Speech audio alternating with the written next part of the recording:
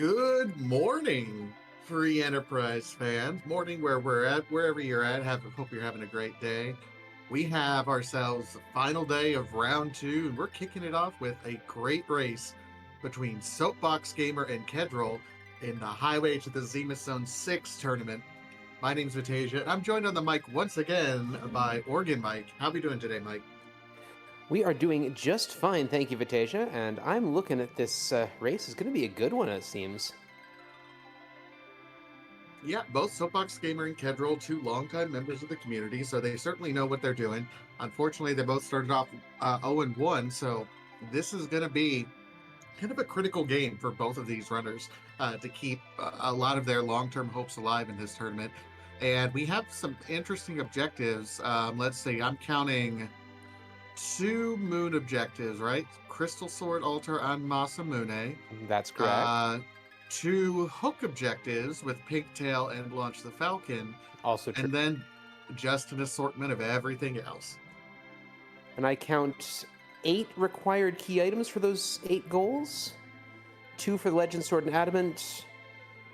2 for the Pink Tail, because you need the Pink Tail itself and the hook.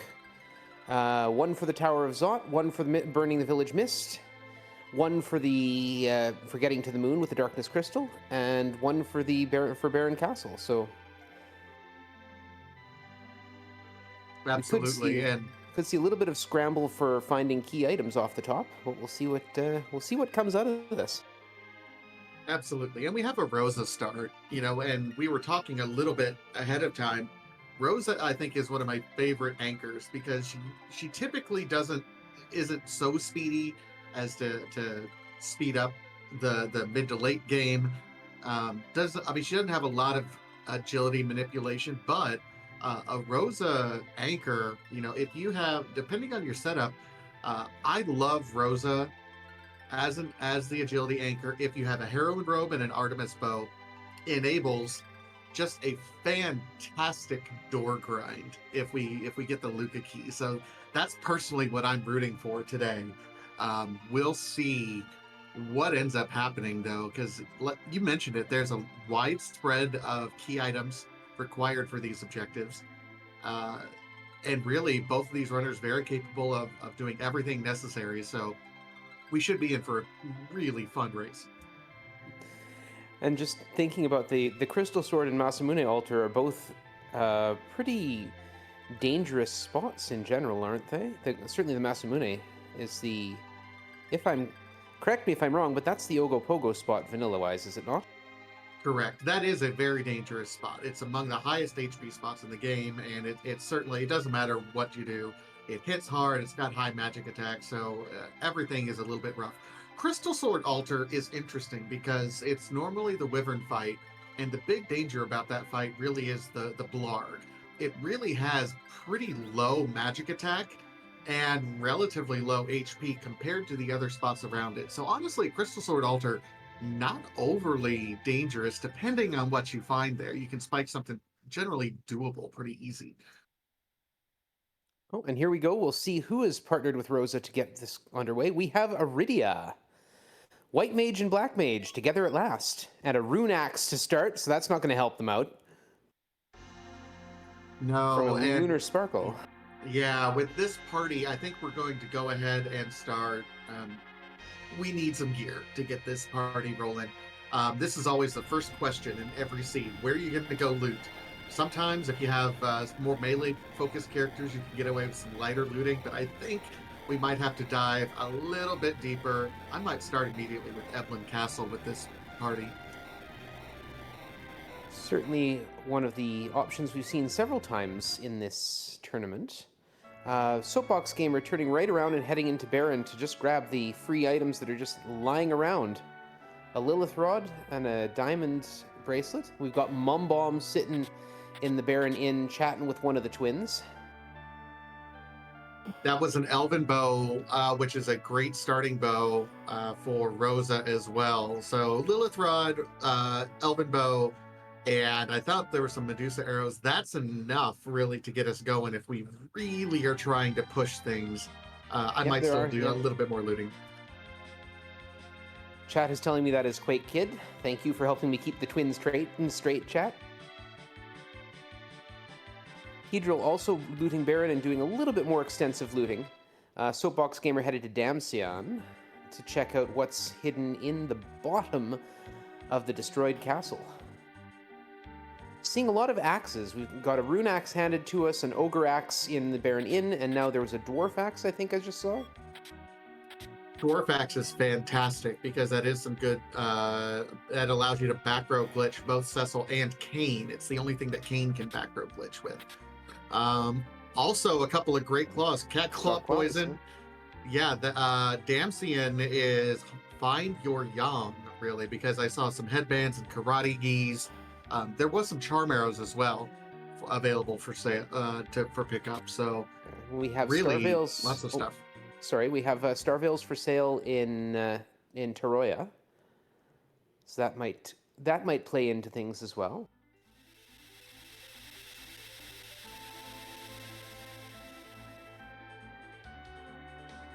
We're going to see half of the Taroya treasury, but not the big room. Yeah, I always like to call this the pauper's treasury because it's the poor man's treasury. It's right next door to where you get all the real good goodies. And sometimes you can spike something decent. Well, there's Odin for that Rydia.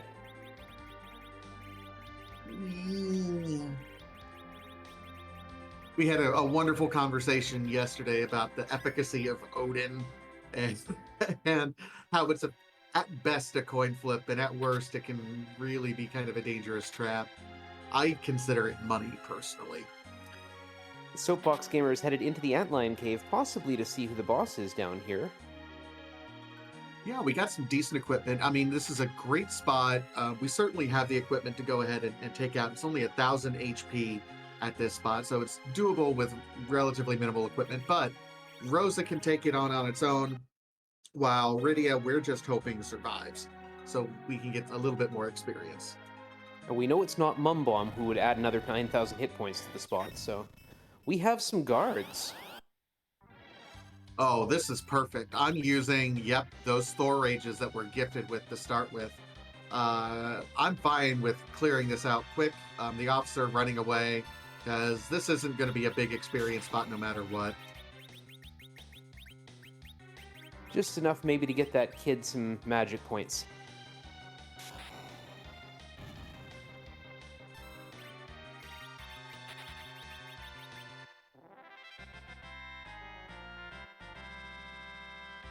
Yeah, 5 levels, that's just enough to get things going a little bit. Meanwhile, Keddril is going to give us our first look up at Mount Hobbs, and we have a pan. That is so nice to see this early. Yeah, that could also potentially lead the runners away from Fabul Castle. So if there's something from defending the crystal, from doing the gauntlet, it might lead them away from that instead of leading them towards it, waiting to do one trip to Fabul rather than 2 or 3. But we'll see what happens. So there's Azura. If you needed white magic, we have a white mage for our heroes, so it's not necessarily the most useful summon to find. No. I mean, if she's the 3rd best white mage with Asura 2/3 of the time, but we already have the best white mage guaranteed to always get everything. And here's a Kane up on Mount Hobbs. And a blue robe. Is it a good blue robe or a bad blue robe? It's a water hag. It's a dodgy water hag.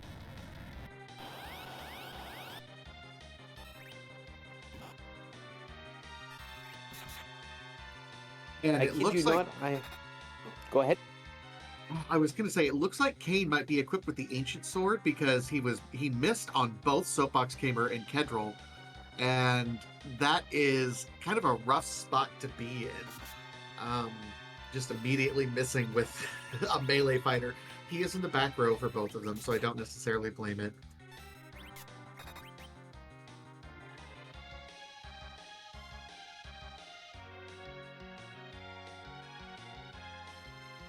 We're getting directions to believe in yourself and be strong. I was going to say, no word of a lie, I have lost the vanilla water hag fight in playing vanilla Final Fantasy IV, so I know this guy can be tough. Mind you, Edward is not necessarily the best of fighters. It's nice to see that both runners got through, and they both did prioritize getting their Rydia the experience, which really is going to be key here because all we need to do really is find a Leviathan or Bahamut summon or some sort of sweeper, and that Rydia becomes just murder child at this point. That gives us a melee fighter to go with our two spellcasters for both runners. So we'll see what they do next. Soapbox Gamer has the pan and is going to go to Febul anyway. All right.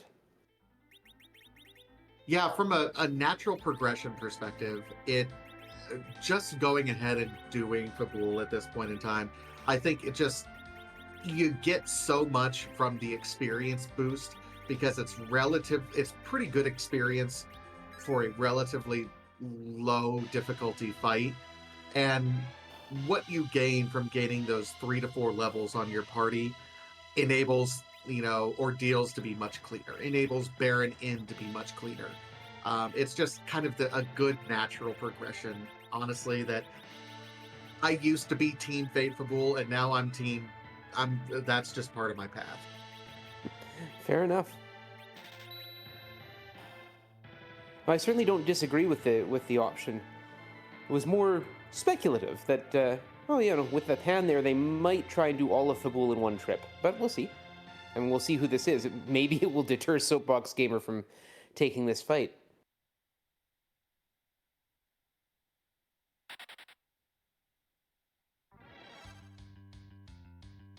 And that is Valvalis.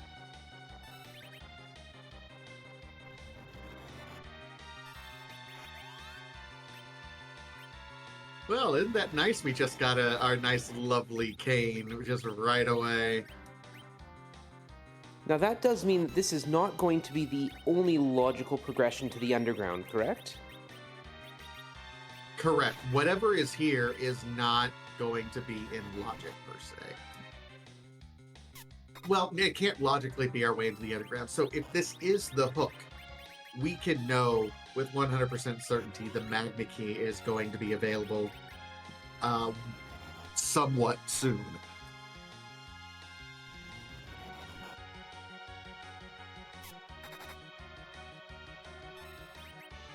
Keddril also going to Fabul, having beaten the guards in the bottom of the Antlion Cave and acquiring his own pan. I do really, really appreciate that Chocobo summon by Soapbox Gamer, by the way. It did, decent damage, almost 200 damage. So, not exactly what you would call a powerhouse, but every little bit helps, especially at this spot. You use the tools you got. Absolutely.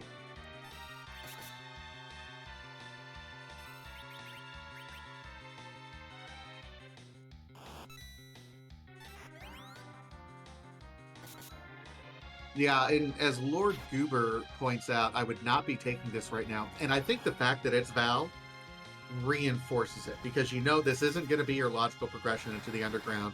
You're going to wait until you can come in and just blow this up. It can be a much, much faster fight later. And you got the pan, so you're going to be able to get underground without coming here anyway.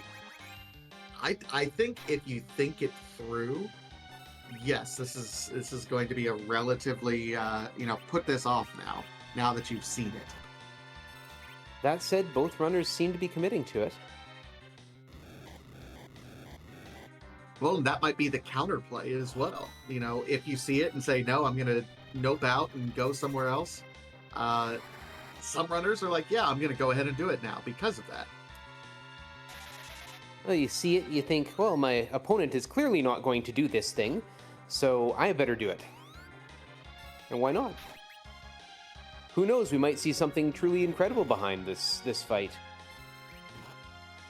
I want to see the hook. That's what I'm thinking. Oh! Soapbox Gamer wins, with the power staff. Yeah, that was a strong hit with the power staff there. We'll see if it was worth the time.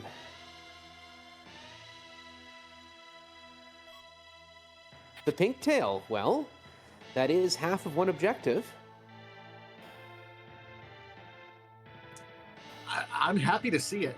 I'm actually very happy to see the pigtail this early. One, there's a potential for a pretty decent item that can enable going into the underground pretty quickly if we do end up needing the hook. Um, so I'm happy right now. Keddril also threw it. Yeah, Keddril seemed to go through that a little bit quicker.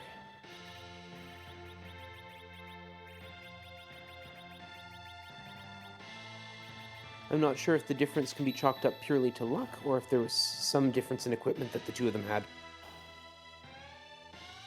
I think Soapbox in general has done a little bit more looting, but I think what Keddril has looted has certainly he had kind of a better rhythm going. Would Kane being in the middle slot for Keddril have any impact on that as well? Well, I mean, the only real weapons we found for Kane, things like rune axes and the ogre axes, they have lower accuracy, but when you're in the middle slot, it increases the accuracy of the attacks. So, yes, I gotta say that's probably helping accelerate Kane's damage, and realistically, he's the one doing the most damage right at the moment. Soapbox Gamer seems ready to go up to Mount Ordeals, or at least stopping in the Chocobo Forest to find the poison arrows that were hiding there. And Keddril going to possibly try this Mum Bomb out to see if he can get Quake Kid. I kind of like the idea of trying to get your Palom going right now because you haven't found a decent summon for Rydia. If I'd already found a Leviathan or Bahamut, I probably would put this off because I already have my sweeper. But since I don't, hey, yeah, let's get this Quake Kid rolling. And thinking of endgame too, you've got 2 nukes and reflect very easy. Yeah, but Oof, that was a heavy explode. it was a heavy explode. That's the problem with Mom Bomb at that specific location. Worth noting, yeah, those bombs have quite a bit of magic resist there, so now we got to chew through them. That might be one of the worst spots for Mom Bomb because normally you just try to hit it and it falls over. Fortunately, they don't have many hit points here. Soapbox Gamer taking on First Ordeals, and we shall see a Lunar Sparkle. Ooh.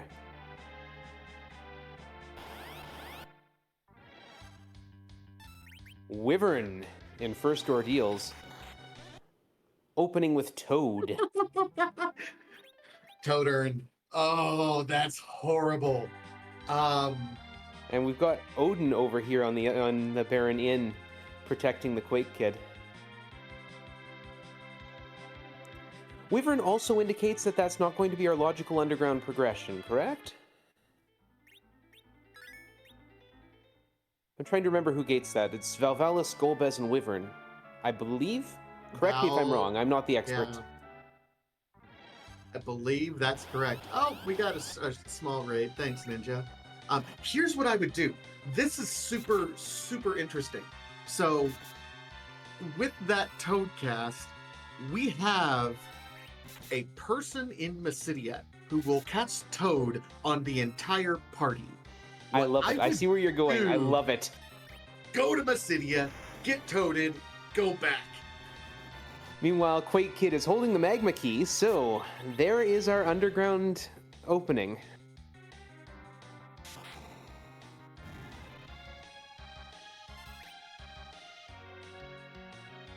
But I really like that thought, Vitasia. That's a fantastic way to open that fight.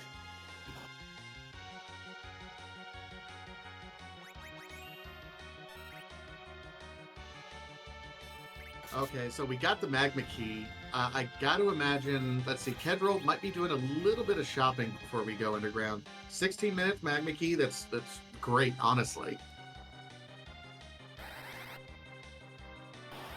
Just thinking about it, I don't think there's anywhere else it could have been.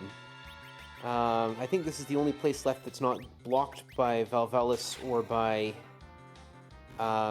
Wyvern that they haven't explored yet. I mean, Matic points out that Rydia probably has the Toad spell by now, which, yeah, is probably true. But that's less swaggy. If you can't win a race, you gotta swag. And sometimes you swag even if you can win.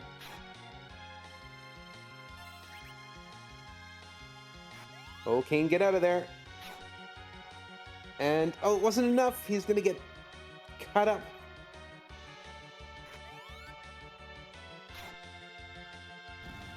Oh, and by the skin of his teeth, Soapbox Gamer takes Odin out. Meanwhile, Keddril is opening up the underground path, causing untold horrific damage to the city of Agart with massive earthquakes.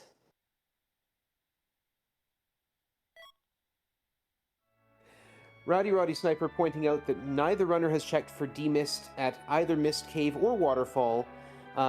We could also have had a sassy demist at first Zot, which could have blocked progression onward as well. But we know for a fact that where the magma key is, and we have underground access for both runners.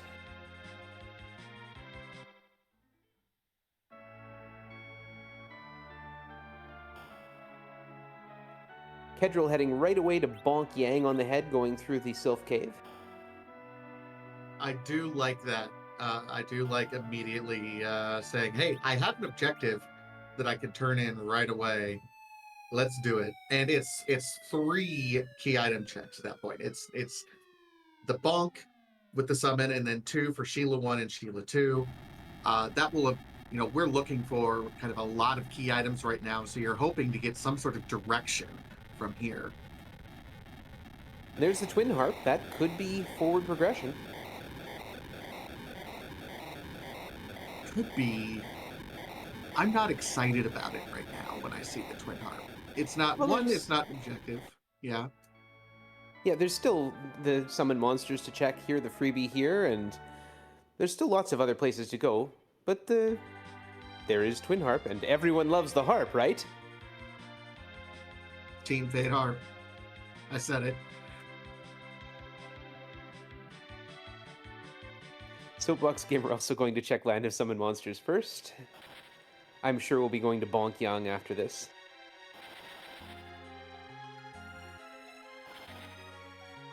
Worth also checking these shops down here as well. The shops... Oh, Rat Tail. Rat Tail, that made the hook look very valuable.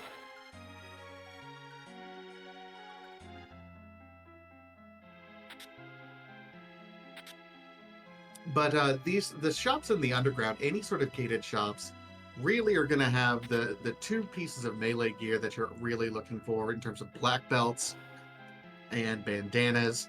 Also possible for your casters, things like rune rings, and of course some of their equipment as well. So I always love checking these gated weapon and item shops. Oh, hi Cecil. That's a mean Dark Knight Cecil right there. Not the spot you want to see someone who we sometimes consider a fairly free fight. Yeah, the other one was some flavor of Mylon. If it's Mylon and friends, well, and we're getting a check from Soapbox. Find out, yeah. It is Mylon and friends. That's not bad. That's doable, not with the party levels we have right now, but really it'll still be a little bit punchy, but the main thing is that Mylon will cast Lit 1. It's a relatively strong magic spot, but if you have some diamond rings, your casters can just coast right through because diamond does protect against lightning. Speak of the devil, there's a diamond ring just kind of sitting there as well. Soapbox Gamer showed us. But we all know that's true to real life, too. Diamonds do protect against lightning. If you're ever out in a rainstorm, just be sure to hold up your wedding ring. Your engagement ring, rather. Are you saying if you get struck by lightning, then it wasn't a real diamond to begin with? You may have to have a conversation with your significant other if that's the case. Also, do not take my advice. Do not take my relationship advice. Hello, Darkness Crystal, returning the pan to Sheila. Hello, gives Darkness, us our moon, my old friend. Gives us our moon access. So, that's a fairly big forward leap.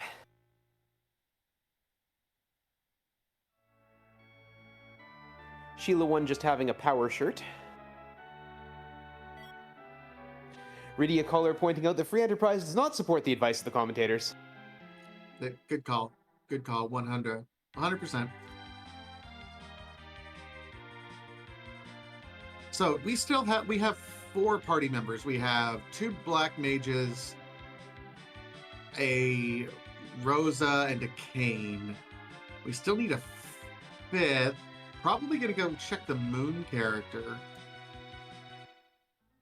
Yeah, that would be a good spot to check, especially because we don't have a whole lot of power right now. The wrong boss in the dwarf castle could really slow things up.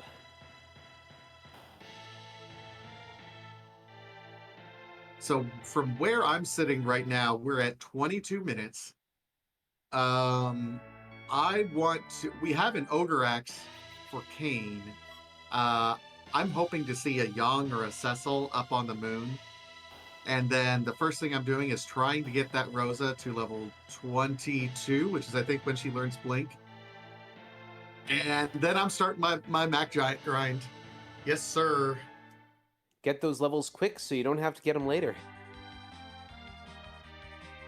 Well, the prevailing wisdom in Free Enterprise is if you can do the grind early, the earlier you can do the grind, the longer you have to leverage those advanced levels for the rest of the game. Keddril is going to check Moonshop here.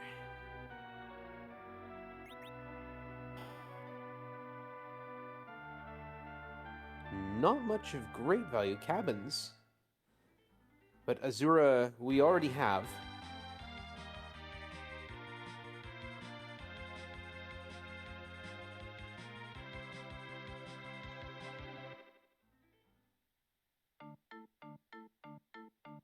Yeah, those cabins are invaluable, though. They are so good.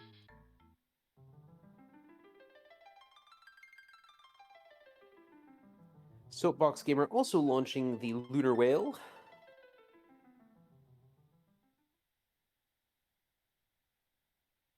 As someone who's played this game a couple times in vanilla, I have to say I really appreciate the people who make this game clearing a little space in front of the lunar subterranean so you can land the whale there rather than having to walk all the way through the path. And there is Sid. I'll take it. Take it. We have some big axes too, so.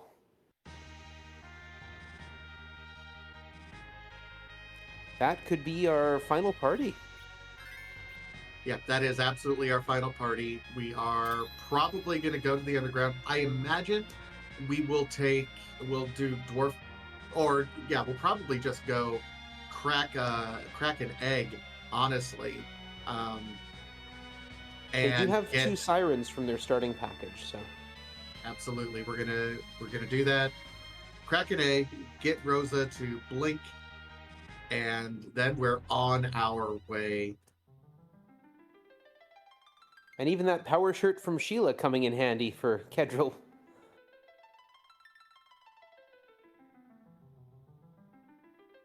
Yeah, if this is a flag set that you do not like to see any sort of grind, this is not the flag set for you. Now, it is possible, according to the rules of the tournament, 2 runners can agree to certain modifications of the flag set. And one of them is the E No XP flag, which is specifically designated for the if you hate grinding, do this sort of thing. So it's absolutely possible to dodge a grind and make it kind of an agreed upon rule for runners. No runner that I know of, there might have been one race that did it earlier, but yeah, instead. So what does that flag actually do? The E No XP flag means that random encounters will give you no experience. Specifically, that includes anything from sirens, that includes anything from like random encounters on that. That disables things like any sort of grinding you're going to do in terms of the MacGiant grind and any siren grind at that point in time. Basically, it means that if you're going to level up, you're going to have to get your levels the old-fashioned way. Killing the bosses, setting your party relatively early and making sure they maximize the experience they get on it, And if you need to grind, you're going to be grinding by opening treasure boxes, either in Sylph Cave or on the moon. So It's here's significantly more, yeah, it's much more dangerous. And honestly, it really hurts Rydia and Hallam because you're probably not going to get enough experience to enable them to get up to nuke. that is really a fascinating way to be playing the game. Here we have an interesting divergence. Keddril heading into Cave Magnes to turn in that Twin Harp, and Soapbox Gamer checking the Tower of Babel from the underground, not having gone to the moon. So we might see a keyless tower check from Soapbox Gamer. Did crack an egg. Wonder if he's looking at that MacGiant grind as well, and saying, "Well, I want to, like what you said, get Rydia or get Rosa up to blink to make the MacGiant grind happen." And while we're doing that, might as well grab some experience and a possible key item check at the top of the tower.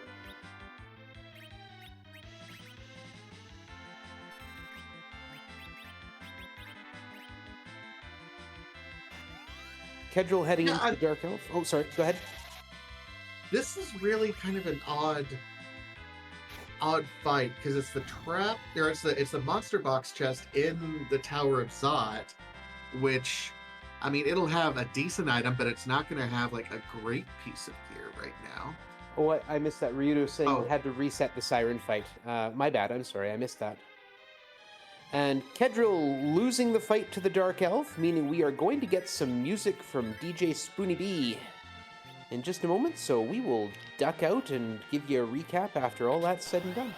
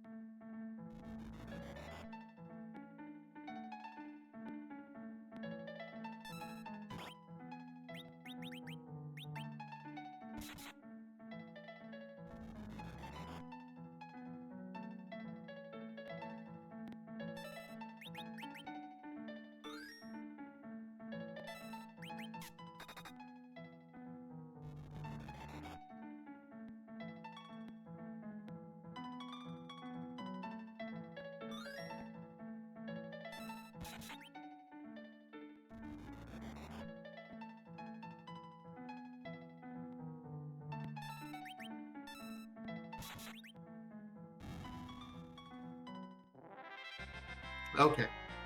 We just finished, and we have a lot to talk about, so I don't necessarily. It's like we've had enough of that music. Anyway, so lots of things just happened. Um, Looks like we wanted to do the grind instead of doing a grind. We're opting to do a key item check, which isn't necessarily a bad idea. However, Judge and Phineas mentioned this in chat, and I think it was a bit of a mistake not to keep the Rydia down, but also knock Palom over as well. Neither of those two, we've already talked about. We are getting very, very close to our grind, our MacGiant grind right now. There's a mechanic in the game called slingshotting that has been programmed into the free enterprise randomizer, and that is for any single fight, a party member who is 5 or more levels below the median party member level will gain double experience for that fight. Now, if you knocked over both Rydia and Palom, well, everyone else gained enough experience. They would both be 5 levels under whoever the median party level would be. They both require a boatload of experience to enable them to get up to cast nuke. I think knocking them both over during that fight would mean they would both get slingshot, literally cutting your grind in half in terms of what you need. Yes, they don't get experience for that fight, but they're not going to be useful during that MacGiant grind anyway. So I think they both should have been knocked over personally. Well, could be a choice that makes the difference later. Soapbox Gamer also taking on Kainatso at the Dark Elf spot. Keddril finding a vanilla Octomam in the waterfall. Soapbox Gamer had a bit of bad luck trying to grind on a Chimera in the lower Tower of Babel and getting taken out of it. So unfortunately, has not progressed experience since we last checked in, and decided just to come straight to this key item check.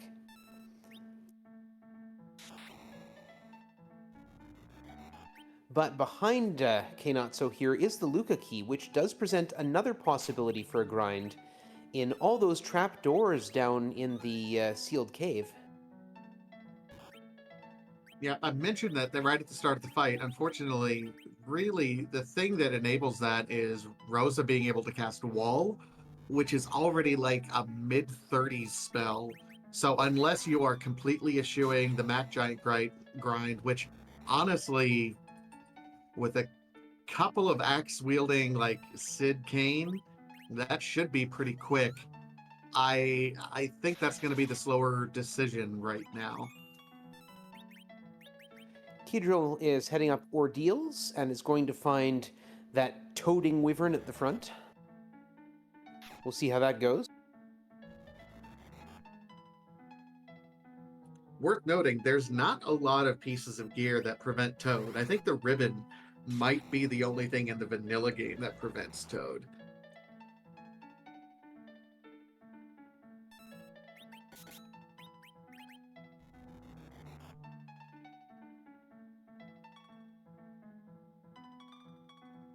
And the party is now Frog.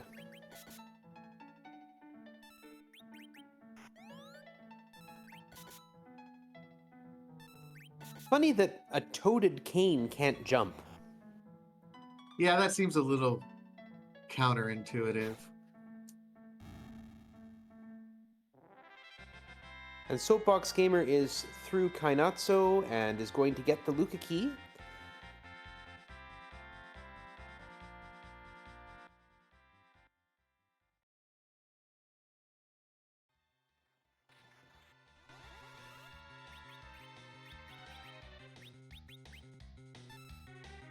And that time it missed all but Palom. Wow.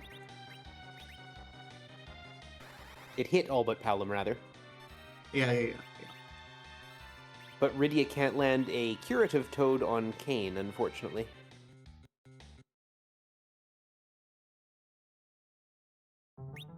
And Keddril noping out of that fight before Wyvern starts throwing nukes around and just deciding maybe Ordeals is not the play at the moment.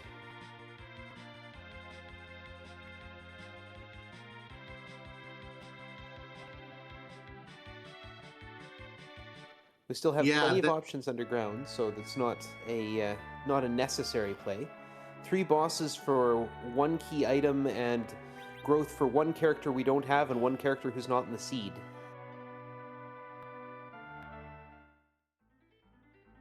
Or not in the flag set, rather. That is an interesting point, and it's something that some other runners and I have discussed. When you have Rydia in your party, does that prioritize doing Dwarf Castle more? Especially knowing, like, if you haven't found a decent summon up to this point in time, her growing up gives you a handful of random summons, some of which, I mean, bare minimum, you're looking at getting something that can sweep. Otherwise, you can get a Titan, a Leviathan, or a Bahamut just randomly in there as well. So I think it kind of incentivizes doing Dwarf Castle. If she's already up, she's already getting experience. And Soapbox Gamer going back to crack an egg. Did I see a CPU orb bouncing behind the Dwarf Castle or a Dwarf Throne on Keddril's side? Yeah, you did. Oh dear. It's fine. It'll be slow, but it's fine. CPU is generally doable regardless of where you find them. Generally. Not universally, but generally. But yeah, it's never a fast fight. Though, mind you, here it's only got 7,000 hit points, apparently.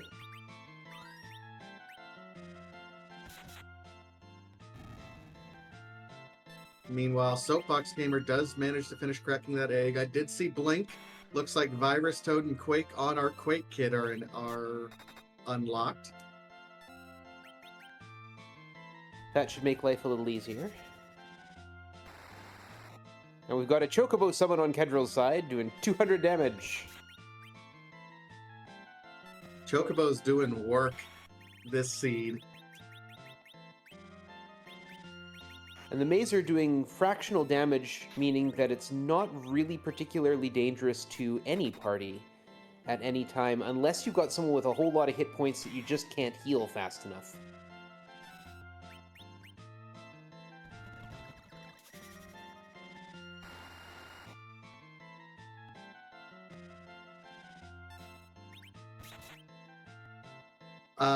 Ninja Debugger has an interesting question about maybe swapping out the summons for other games. And while that's not something that I think anyone's currently working on, I'm going to plug our Discord server. So I'm going to use you, Ninja. Thank you.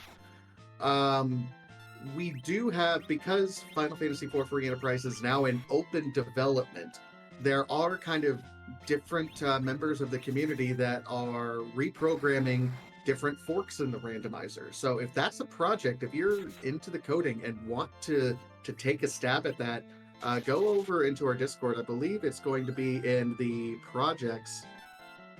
Yeah, in the fork feedback and ideas and the tools and projects section in the development. Give it a shot. See how much that changes the game or how much fun you have with it. There's a lot of really interesting ideas being developed by other members of the community. It may not necessarily be implemented into the base. 4.6 is where we're at right now in the Free Enterprise randomizer, but a lot of folks are having a lot of fun with the open style of the programming now. Keddril having the CPU down and just taking out the attacker, and Soapbox Gamer just starting his CPU fight. We will see what follows behind. This could be the big decision, and also we'll see another character, which will be nice for Soapbox Gamer. Well, depending on who it is, I suppose. I was gonna say Soapbox does not have that 5th character yet. Meanwhile, Keddril does. Oh, there's our Mist Dragon. Mist Dragon. bonus round and And our Yang. superior Yang. I love this.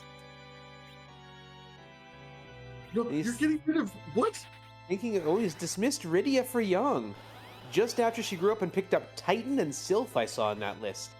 Yeah, oh my. Stabbed in the heart.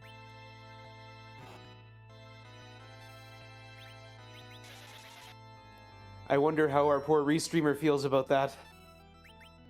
Rydia caller restreaming for us.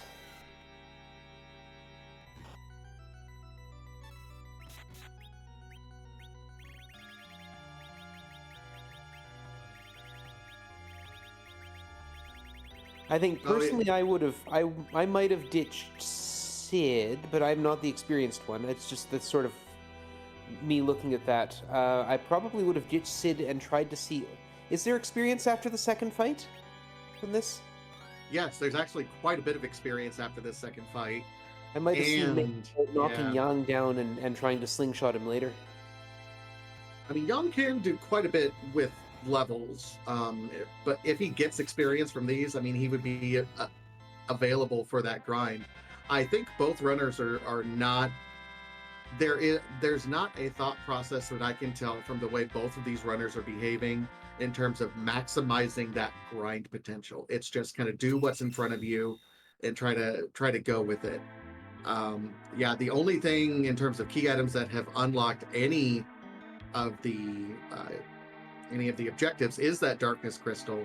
So personally, I think that's what we would be doing. But we do have kind of a double combo here, so we'll see if Dwarf Castle or the Mist Dragon turn in will give us any other key items for any sort of direction. Mm-hmm. Can I just say the hand sprite that comes after fighting the Mist Dragon is one of the creepiest things. I mean, it's already creepy enough that Golbez gives us a hand, just has a hand crawling around. But that one that with the colors of the Mist Dragon, just eerie. It's my favorite. It's honestly my favorite sprite. And all we got from Luca was a suit of Dragoon armor that she was wearing around her neck.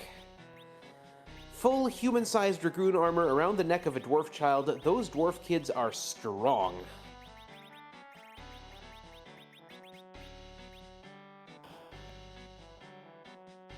Don't tell that to Final Fantasy IV Advanced, Luca.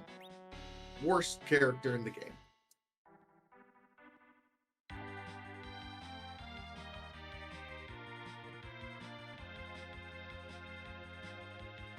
I have never tried the advanced port, so I don't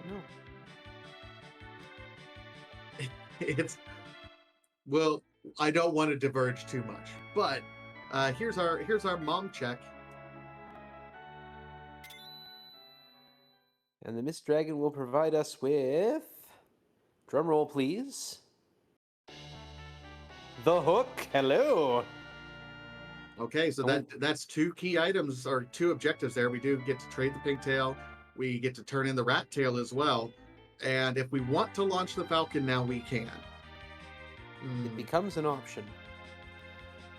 Depends on how strong you're feeling if you want to go after that Masamune altar or not. They have to do 6 out of 8 goals, meaning they can leave 2 behind.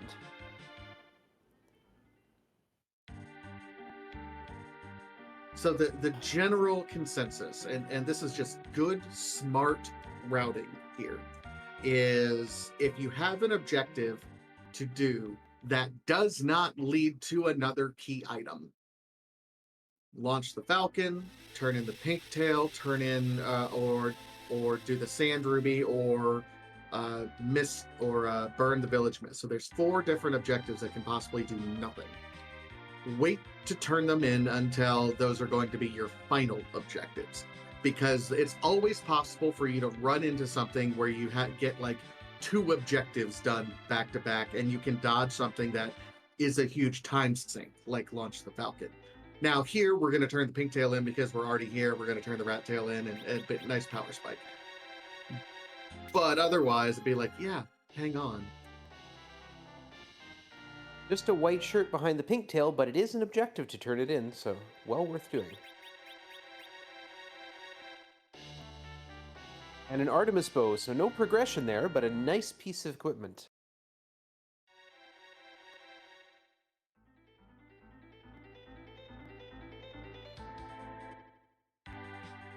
Hey, that arty bow.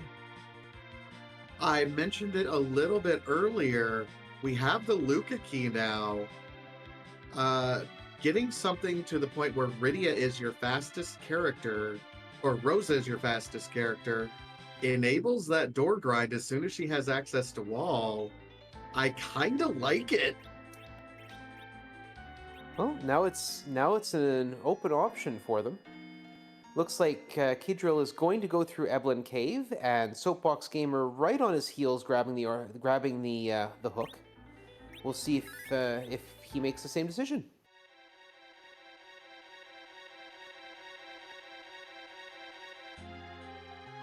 I think turning in those tails absolutely is something that you do almost right away. Again, I'm not Oh, so for sure. sure about following it into the underground, but you know what? Sometimes if you're a runner and there's a lot of things that you need to do, there's absolutely nothing wrong with saying, I'm going to go ahead and do this. Let me clear my mind a little bit because I can kind of autopilot this.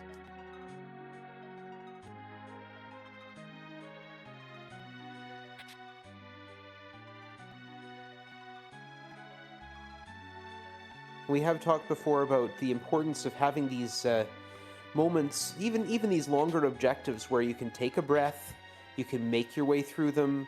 It's not going to be too much of a challenge. You can reset if you need to refocus your thinking. Um, Actually, depending on who's here, it might be a bit of a problem. But depending on who's guarding the tower, we still haven't done a grind. There's Edward. Hey, hello, Bard. Ew. And a red robe. Those dark elves or dark imps, right? Those are the Dark Imps. They're a little punchy at that spot. They are worse at the King Queen spot. So I would rather have them in the Ruby spot. We do have a Blink caster. I've not seen any illusions for sale in any of the shops that we checked, which would certainly make that a little bit easier. But we also have a Quake Kid who can generally do lots of bad things to those guys. And they also do not have boss protections, so if you have stone or fatal or even something like toad, you can make the fight a little bit easier on yourself with instant kills or status effects. Soapbox Gamer also following behind Keddril down into Cave Eblin.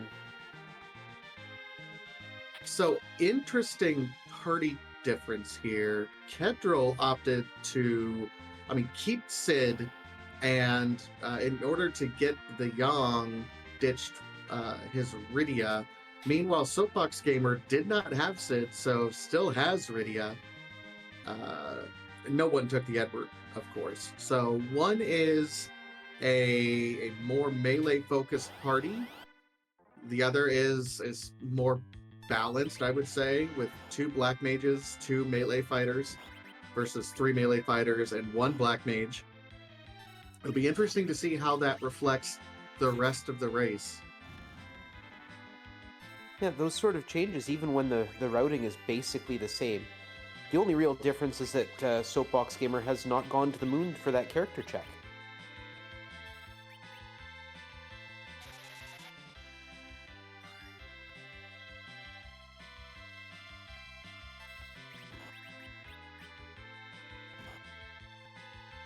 It does look like Keddril's at least still a little bit worried about the levels here, Oh, doing we're some life glitching. getting a double life glitch on one ogre there. Very well done.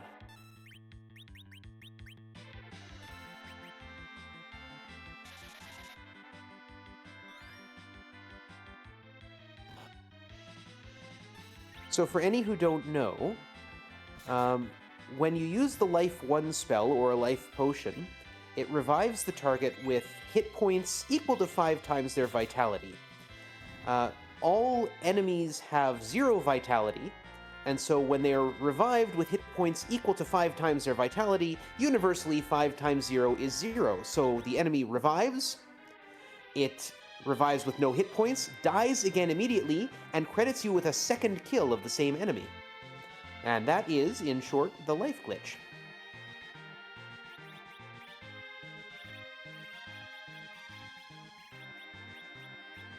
Yep. Something that is what helps enable a lot of these larger grinds that you hear a lot of folks talking about. We talk about the D machine grind, we talk about the MacGiant grind. Um, Anything that has an enemy that summons, uh, summoners. There's even way back in the day, we even had a clapper grind from the Sylph cave, if you can imagine that. Um, but the different grinds where a searcher or anything can summon an enemy over and over and over, um, those grinds can be cut in half because you can do a life glitch on each time it's summoned and then resummoned and then over and over and over. There are some charts that you can get where you need to kill 36 of an enemy. You cut that in half down to 16, then you cut it in half again because you have 10 key items, so you can get 16 down to 8. And then if you slingshot someone, because that doubles it again, you can get it down to 4. So four enemies doing a life glitch, double experience for 10 key items, and double experience for slingshotting can get you the equivalent of 36 enemies dead.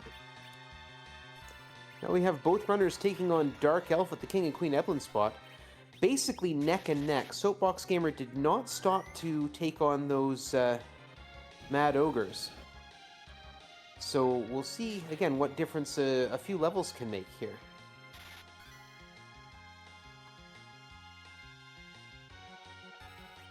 JP, if you thought doing math on stream was illegal, you have never seen my streams. That's just napkin math. It's not real math. I don't have a spreadsheet in front of me. I mean, technically, okay, I do have a spreadsheet in front of me, but that's because I'm leveling my crafters in Final Fantasy XIV, and I'm a nerd. So, separate spreadsheet. It's not a spreadsheet for the stream. It's a different spreadsheet altogether. No, it's a different spreadsheet. Yeah. And there, Dark Elf going down for Soapbox Gamer, who now steps into the lead, even if only by a moment or two. And we'll see how this Dark Imp fight goes.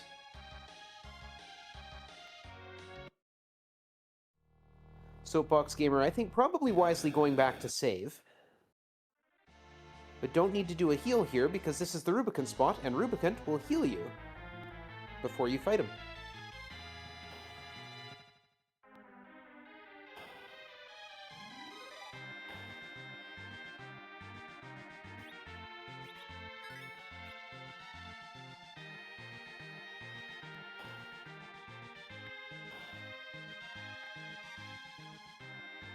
We're going to open with some Quake and see if that can deal with these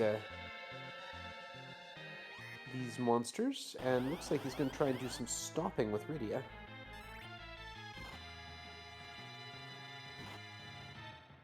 That Quake Kid is doing some hefty damage. Oh, I misread it. Sorry, it wasn't doing stop virus.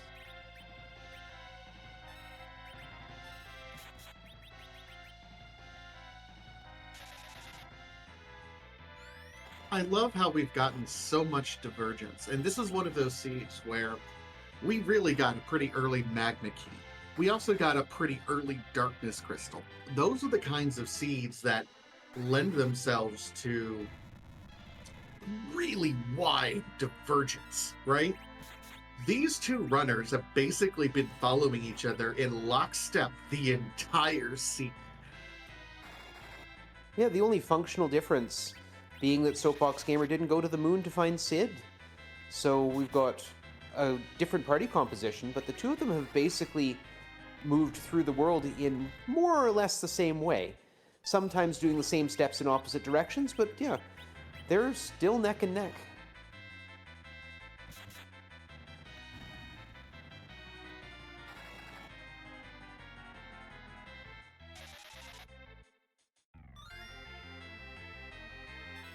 So what do you think is going through the runner's mind right now? This is going to be their second objective that they are both very, very close to completing.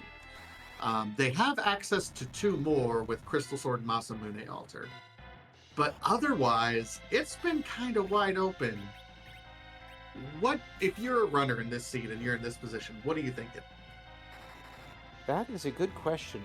I mean, personally, and again, I'm speaking from inexperience here, I am probably going to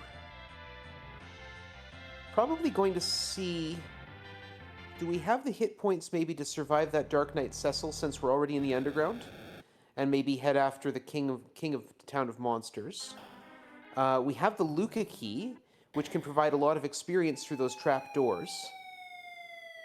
And it's a, I like to do checks near where I am too. Just mind you, that's partly my ADHD talking. I don't really want to leave something behind that I will forget about and not come back and do later. So I think my thought is I'm still looking for the items I need to close this game out. Yes, we have access to the Crystal Sword altar and the Masamuna altar, as well as the other altars on the moon, but those are going to be tough fights right now, and they're not... or they might hide the key items that we need to continue, but they also might not. We have other spots that we can lay claim to. And so that's what I think I'd be looking to do. But again, I like to keep saying I have not played a Seed in years. I am by no means an expert at this. So we're seeing Soapbox Gamer do another run up the tower. So that, again, do the things that you're near. Even without the tower key, maybe there's something at the top. See, I really like this play from Soapbox Gamer. You save outside, you go to the top. I love the keyless tower check because it is not nearly as long as you kind of instinctively think it is. So you go up there. If it's a key item, great.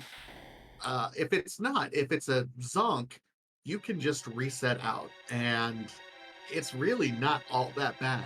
It's a low magic attack, very slow spot. You can usually get through it pretty cleanly. We have Keddril heading into the sealed cave, not taking the fights with the trapdoors.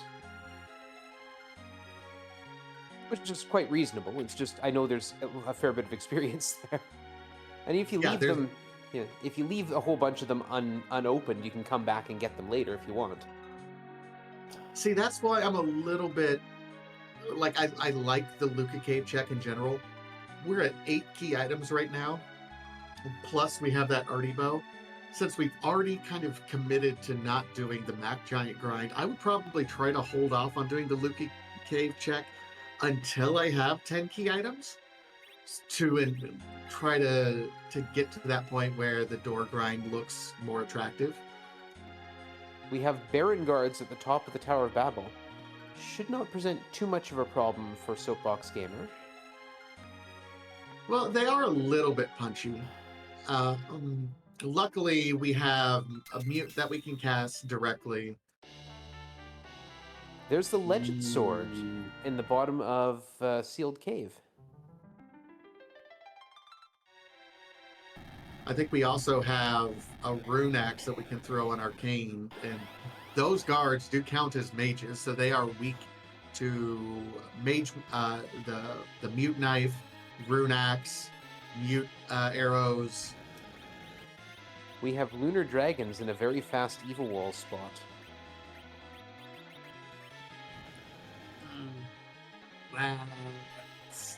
That's not fun right at the moment. Luckily, you have Kane and Yang who can still do their physical damage without having to use the attack.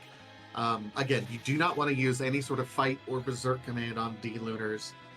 They will start their counter script where they will cast Reflect on one another and then start bouncing viruses very, very quickly. And at this speed in this spot, they're going to be real fast at destroying your party with virus. That said, you probably enable the Lunar Frog strat pretty quickly, where after a few rounds, they have a script to cast Breath against the party. That Breath attack can be reflected to turn them into frogs, effectively rendering them useless. Stardust Rod from the top of tower. I think I'm resetting out of it. Honestly, yes, it's a fantastic piece of equipment, but... It's not too hard to get out of the tower. Soapbox Gamer, I guess, wants to hold on to that with 2 black mages. Probably worthwhile. There comes the breath, but does not actually land except on Palom. Huh. And there's a muted frog Palom trying to cast Quake on his own party.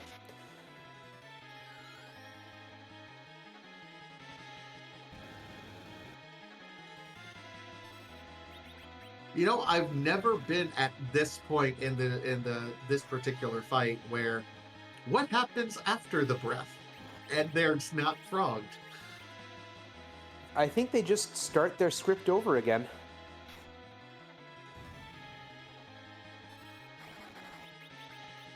Soapbox Gamer headed back to the surface of the blue planet and heading over to the looks like the lunar whale. Gonna head up to the moon.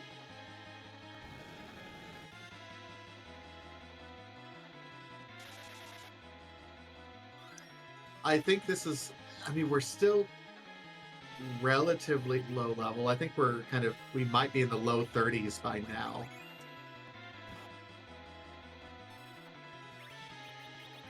Going to check Cave Bahamut, see what's there. The D-Lunars are... Oh, not going to check Cave Bahamut and see what's there.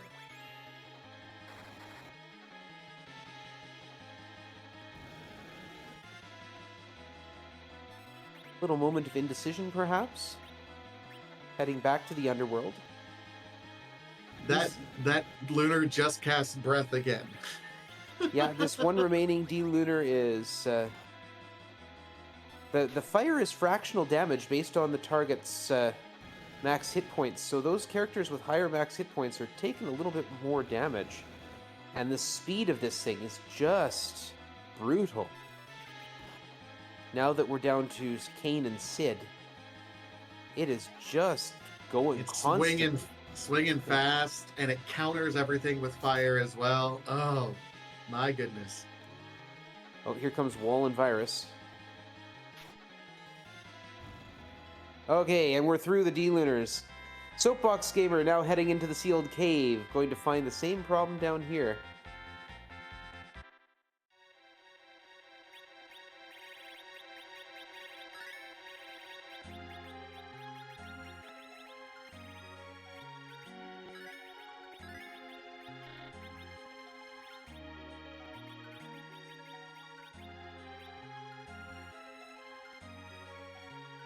All right, so we're back and forth now. Keddril is going to be warping out slowly. Meanwhile, Soapbox Gamer, I think maybe he has a couple more levels to get through that, but it's still a nasty fight. But GG's to Keddril for getting through that. It's not going to be fun. Xenocat pointing out that when there's one D-Lunar, they do throw Wall, but they won't start throwing Virus on themselves. Thank you for that script update.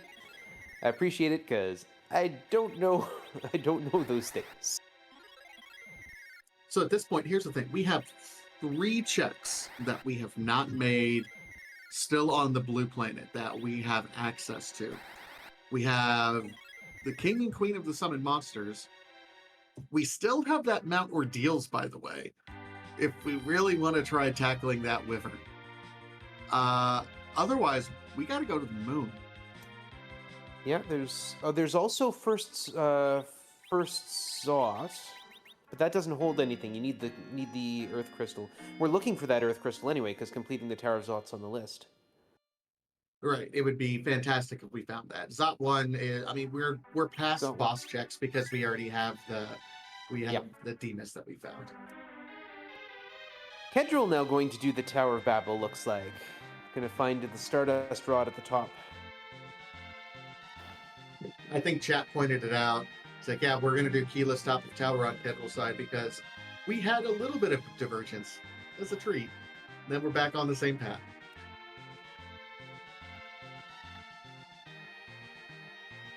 Do the D-Lunars respond differently to summons? No, there's no specific counter script for summons aside from what you would normally see. You know, you're hitting both of them with summon, so they will both counter usually with fire.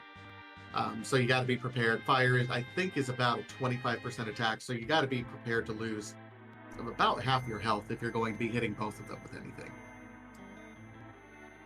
Oh, they heal themselves as a counter. Why did... Oh, right. Okay. That's right. The soapbox gamer taking one of the lunars out.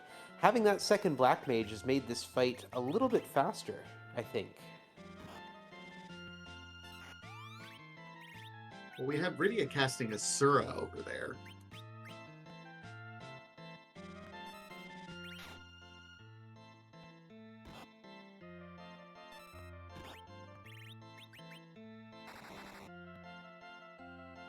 We're getting into the same ugly spot. Oh, that's where the difference is. He's using Rosa to use Cure 3 on those on the undead lunar dragons. So there's the extra damage. Unfortunately, the speed of these fire casts is just making it too dangerous. Yeah, this is the danger of this particular spot. You did see the breath that missed again. And soapbox gamers through the D-Lunars, Keddril has minified the guards.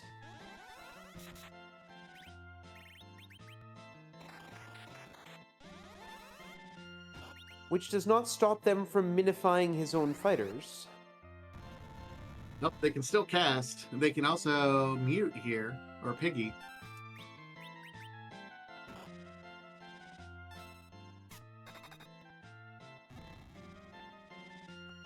And Keddril is through those guards. We'll see what he does with the Stardust Rod.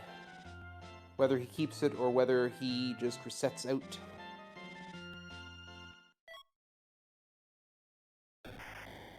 I think because both runners were setting out, part of it was the experience, I'm sure. Rosa looked like learned float, so we talked about the no XP flag. If you're looking for no experience and just having to open monster boxes for your experience, that float enables the self cave, which ain't a bad idea if that's the preferred way of getting experience. Meanwhile, Soapbox looks like going to come over here, ready to tackle King Queen of the Fey March. The Dark Knight Cecil is in the king's spot. Oh, we're turning around.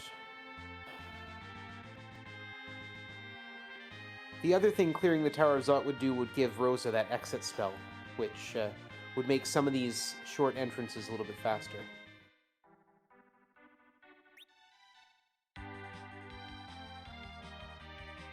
I wonder if Soapbox Gamer is headed back to Ordeals, perhaps. Oh, maybe not. Headed to the moon this time?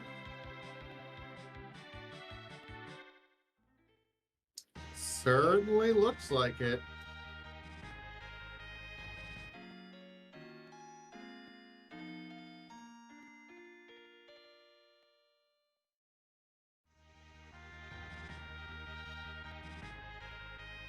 We are at an hour 10, and this is about the time in the race where if you've been doing any of the community asynchronous races that are out there, you start looking around and going, I feel behind. There's a dot done that feels like it's coming here in the teens, especially with how much we got so early on.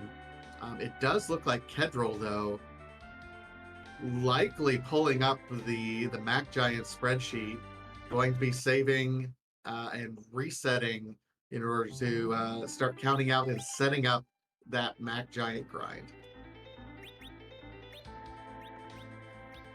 Well, with two subterranean altars on the to-do list, and really not wanting to go into those at these levels, seems like quite a reasonable thing to be doing.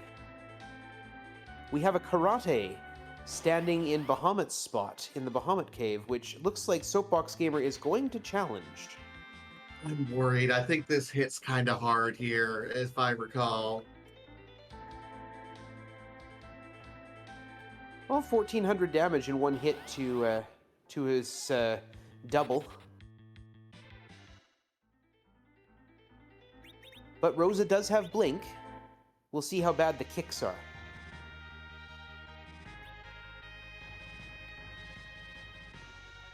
Not too terrible.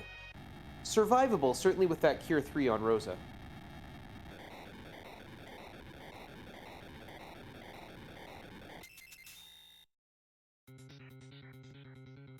It's those hits that are going to be the problem. Yeah, so you're trying to get some blinks up on party members. You got blink up on... Oh, yeah. That's rough. I think you've got to prioritize Blink on this one. Keep those attacks down. Yeah, use Asura for healing. That works. 2/3 of the time, Asura is fantastic. This time, it's going to bring back the 2 fighters. Who will die immediately to a kick, yeah. Oh, even Palom took a high roll to that kick. Oof. That feels doable to me. I think I'd give that another shot myself, but I can understand why you wouldn't want to.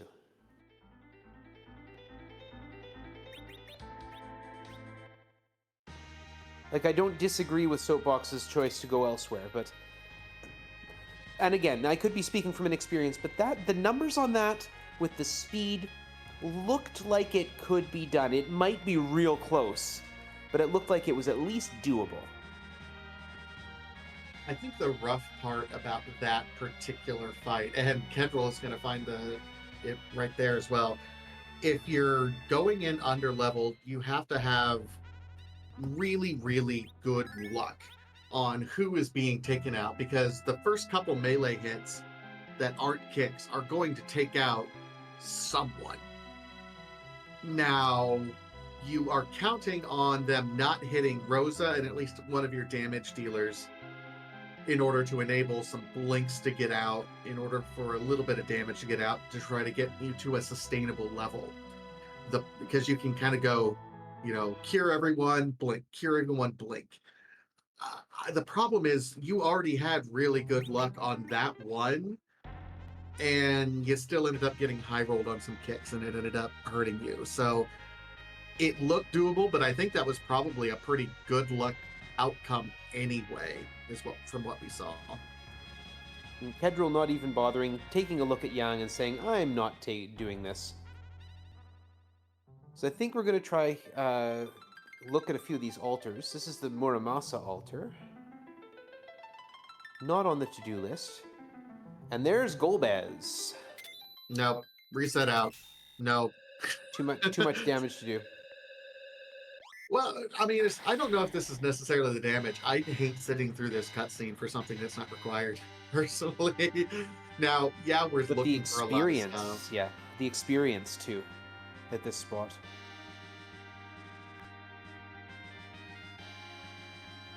Keddril going the other way,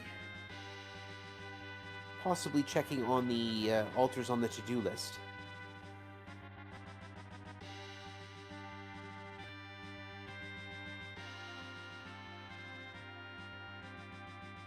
We'll see if soapboxgamer can get a couple of Starveils up before Golbez starts tearing his remaining party apart.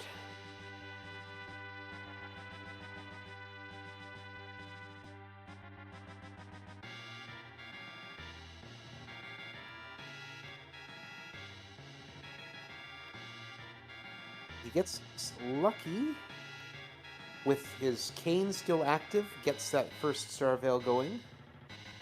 And now is just going to let Golbez do most of the work himself.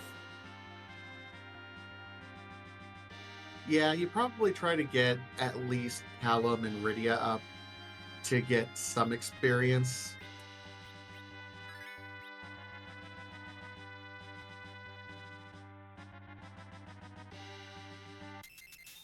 Ooh. Queuing up and losing it. Oh, good. Antlion at the Ribbon Room for Keddril. This is going to be an interesting fight.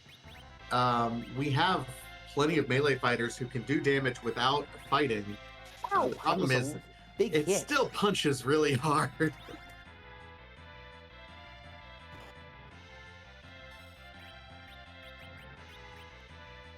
The big question on Soapbox Gamer's side is, will Golbez do himself enough damage to end this fight before that Starvale runs out?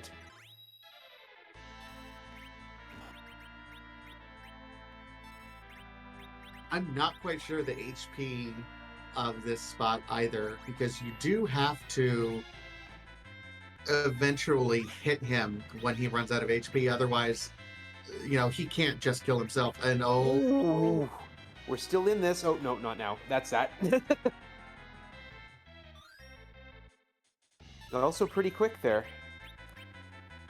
But that one is not a requirement. It's off to the side, so maybe Soapbox Gamer is going to check the other side now.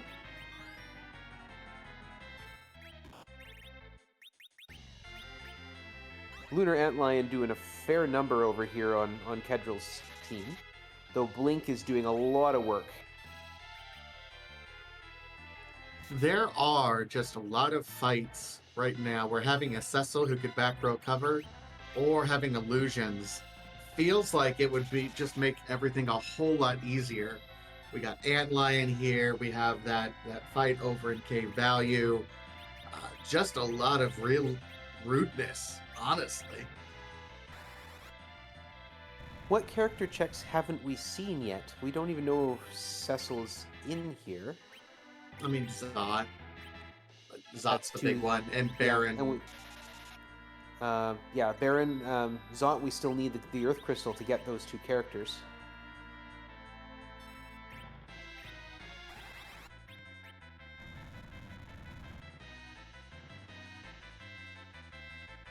That being said, it looks like Keddril has this under control now. Rosa's blinking up, refreshing the blink of whoever has taken some hits. So it looks like Kane's might have fallen off there. Yeah, Rowdy Sniper, our tracker, suggesting that silk webs to slow things down and to let Rosa set up would be a help. That is absolutely true. Also pointing out that doesn't think that either runners have seen those in a shop, and I believe that is also correct. We know where there are star veils, but I don't think we've seen silk webs.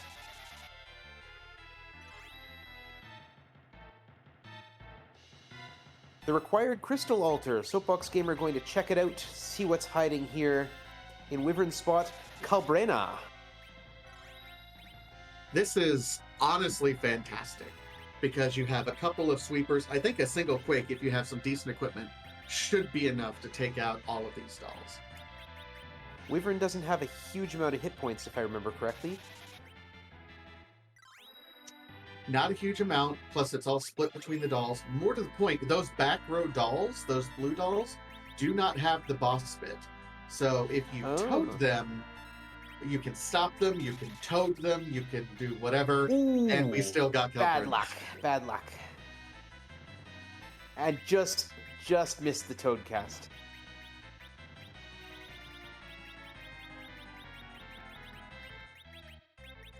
Really, that was some bad luck with a low roll from the Quake, or at least a lower roll, because one of those dolls did die from the Quake. And the other died the moment that Young put fists to it. Meanwhile, on Keddril's side, the Antlion is noped out of the Antlion fight. I was just about to say his Rosa seems to be out of blink, and things seem to be turning a little bit, but obviously they had turned a little bit more than I had known, because Keddril decided to leave that fight. Gonna try it again, though.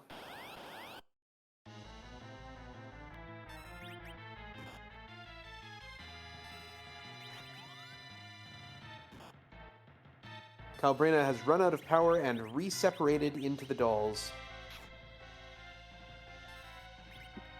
Actually, that's a piece of tech that I didn't know, Zeno, so I want to plug that. Changing your rods removes all of your bluffs.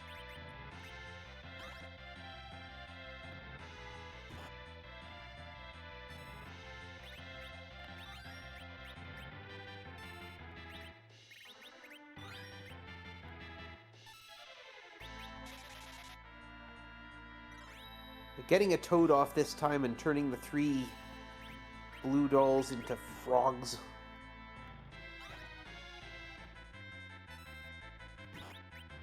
taking a bit of a breather here to heal up. Now, with those toted, the blue dolls being toted, will they still recombine into Calbrina? Nope, they can't do anything. Toad Fantastic. removes to use all of your abilities. Yeah. At which point, this is basically a easy fight for soapboxgamer. Yep. Dolls, while they were certainly intimidating in the original game, uh, they're one of the bosses I love to find in a kind of a real awkward spot because they are basically free. There's Rosa's wall, and what do we have at the crystal altar spot? Artemis arrows. But we have our third objective. And just a little bit more experience to make life just that much easier.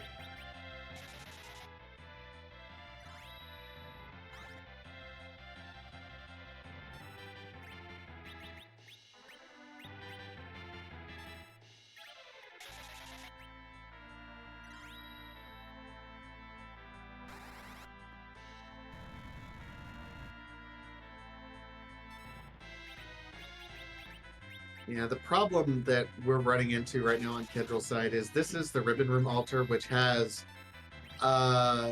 what scientists like to call a boatload of HP. It's a specific measurement. It's a technical term, yeah. This is normally where the D-Lunars hang out, and so that those hit points would normally be split between two bosses. So the Antlion has 2 lunar bosses worth of hit points.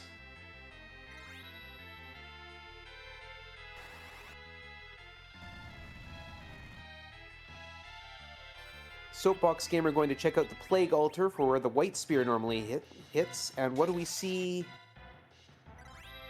The Elements.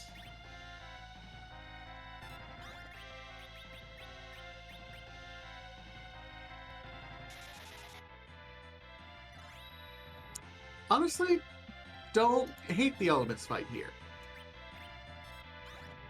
Yeah, it's a little punchy. Plague doesn't have a whole lot of hit points. Plague is kind of meant to be one of those boss fights that I really wish we would see more of in role-playing games. It's supposed to be over quick, one way or the other, decisive. I really don't... My personal taste is I don't like the trend towards boss fights that go on for 5, 10, 15 minutes. Just constant grind, and if you slip up at any point, all of a sudden you've lost all that time. I want them to be fast and decisive, over one way or the other as quick as we can.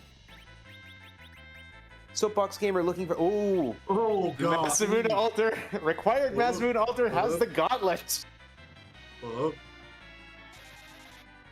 Rydia Caller, our wonderful restreamer, clearly you didn't have anything else planned this afternoon, did you? You're fine with us just camping out here, getting nice and comfortable. Oh, that's the worst spot for the Fabul Gauntlet to be. But it should provide them with a lot of experience. I don't know if we're doing that, honestly. Well, I was just thinking, how evil could this be? What if, behind that gauntlet, we have the Earth Crystal, and behind that Earth Crystal is the Baron Key, and behind that Baron Key is the package? Totally possible. Incredibly possible. And then all of a sudden...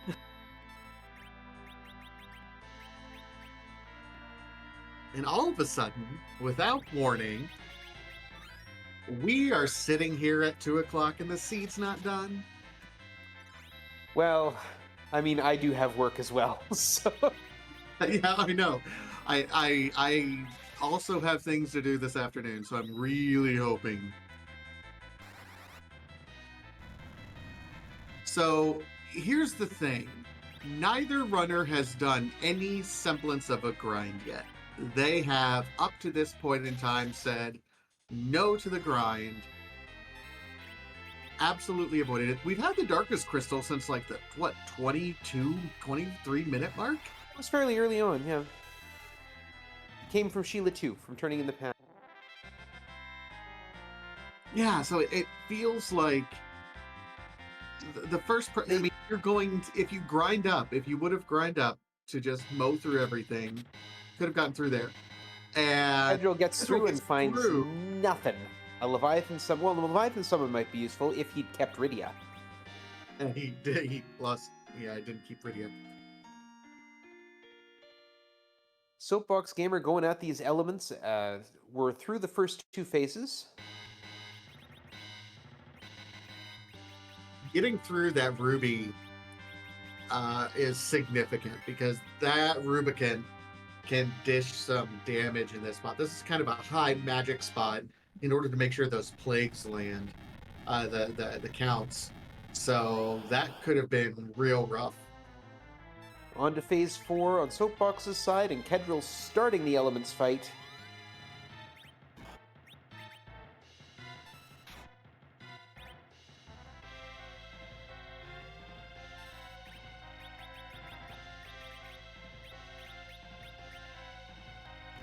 I think Soapbox is going to be able to get through here pretty quickly. Yep, there we go. Yeah. Plague doesn't have a lot of hit points, so picking up a little bit of experience for the party. And there's the Baron key. Well, that opens things up a little bit. Do you go back right away and check, or do you try out the Antlion? I think while you're here, you probably ping the Antlion. I think, honestly, at this point,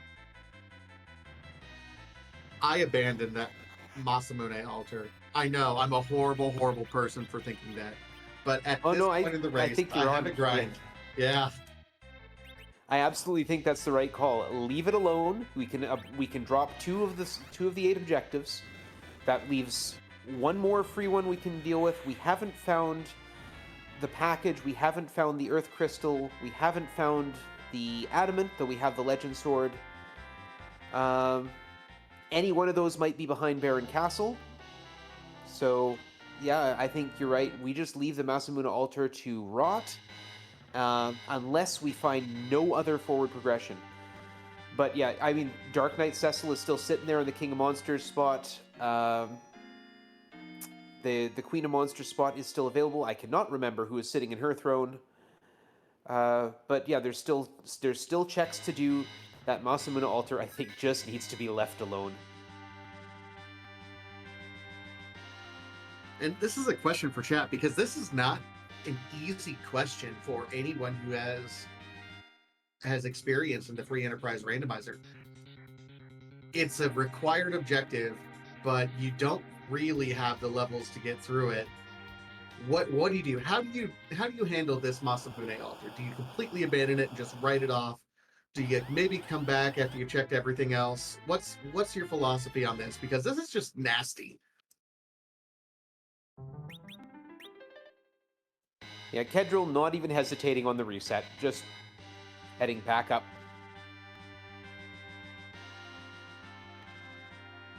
Probably going to check the Crystal Sword altar on the way. You know what the worst part about this, diving this right now is? We don't have exit to get out quickly? We don't have exit to get out quickly.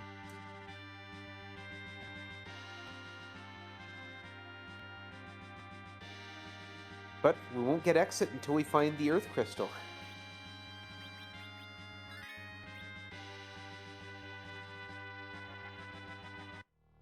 We do have warp, at least. It's something.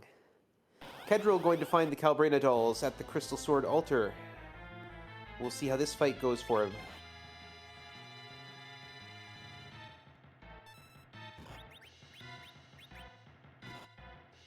Xenocat is pointing out the Masa altar. Are evil masks weak or are they machines? So the Thunderclaw does extra damage to machines. Is that right?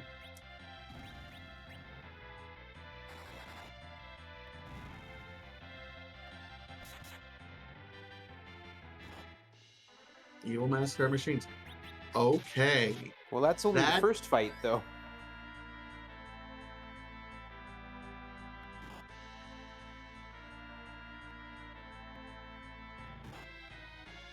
So that means that Thunderclaw would do quite a bit of damage. Earth Hammer would do quite a bit of damage.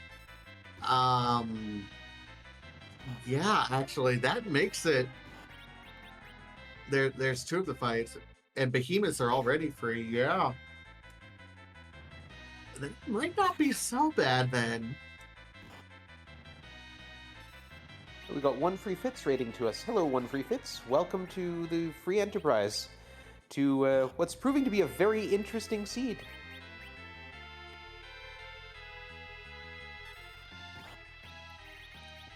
The quotation marks that you heard around that interesting are doing a lot of heavy lifting. I just want to let you know. Soapbox Gamer having very little trouble with the antlion.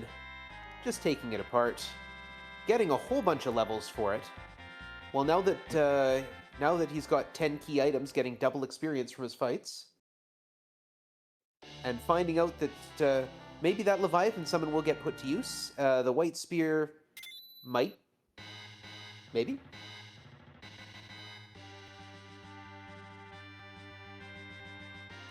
And Keddril finishing off the Calbrina on the other side. So both of our runners have half the necessary goals complete.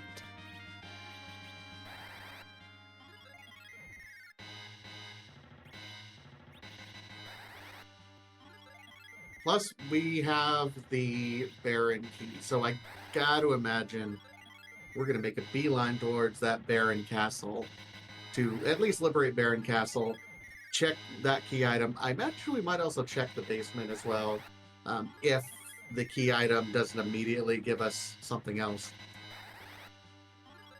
I would probably check the basement regardless. That's another key item check, and could be. We haven't seen a couple of our. Oh, we had the Water Hag. We know where Dark Knight Cecil is. We haven't seen the King and Queen. I don't believe. This is why I should take notes. Yeah. It's more interesting when we can ask chat. Plus, that's engagement. Chat remembers everything anyway. I'm not quite sure if that's how the Twitch algorithm works. Like, the more engagement you have in chat, the better for us.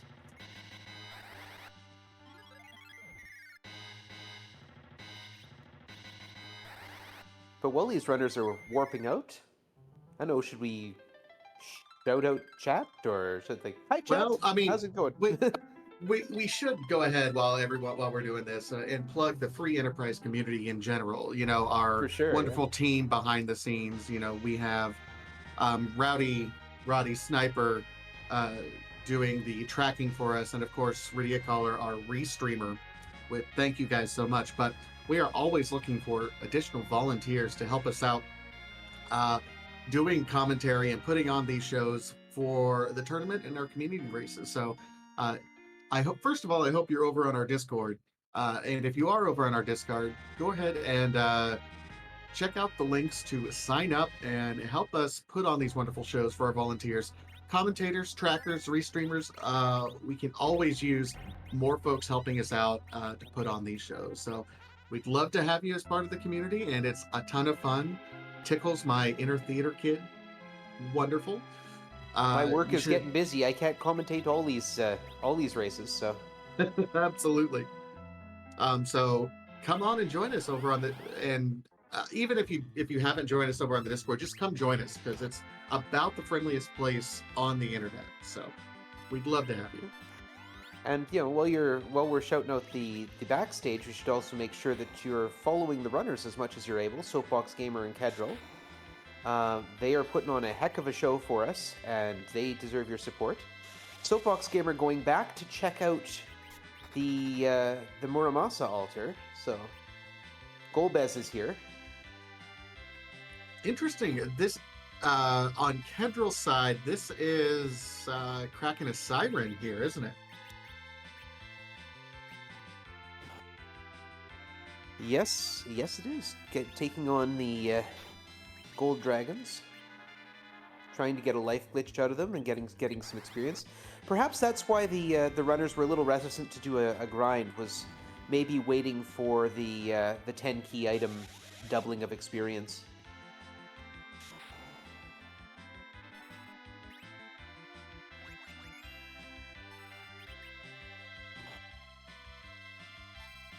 We'll see who Soapbox Gamer is left with after Shadow Dragon takes out 3 of his party members. Rydia and Rosa.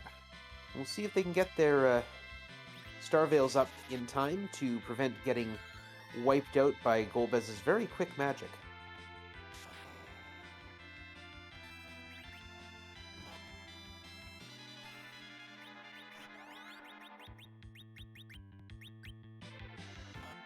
It's a no on Rydia. Rosa still has enough hit points to get the Star Veil in play.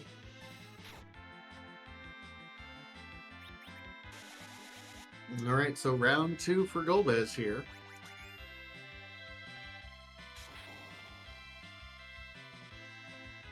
We're going to try and get Kane back up.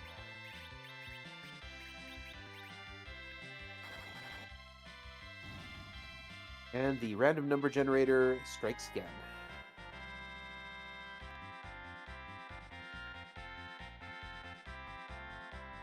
Keddril through the little grind fight to get a couple more levels.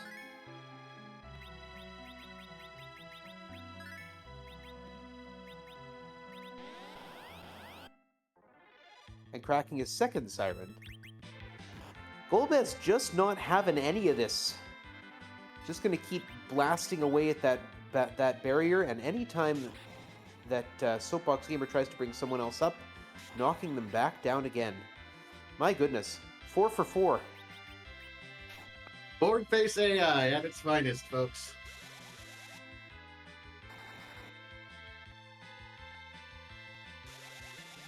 Ninja Debugger talking about 3 coin flips. We're now up to 5 coin flips. Ninja Debugger did make an interesting point about poisoning the party first. It's an interesting bit of tech in that the status effect that you get paralyzed at the start of the fight. Ouch. If you have any other status effect going into that Golbez fight, Piggy, poison, anything else, the paralysis won't take hold. So that when you are knocked over, you can then immediately queue up whoever your 2 survivors are. You can queue up a Star Veil at that point in time. That way you can have 2 party members that are up instead of just 1 with low hit points at that point. So it's a niche strat that a lot of runners do end up doing if you know that a Golbez is coming. Keddril finishing the grind, heading out to save. Or not.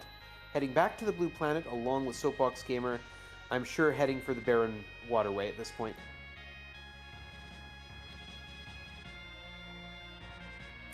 Does make sense.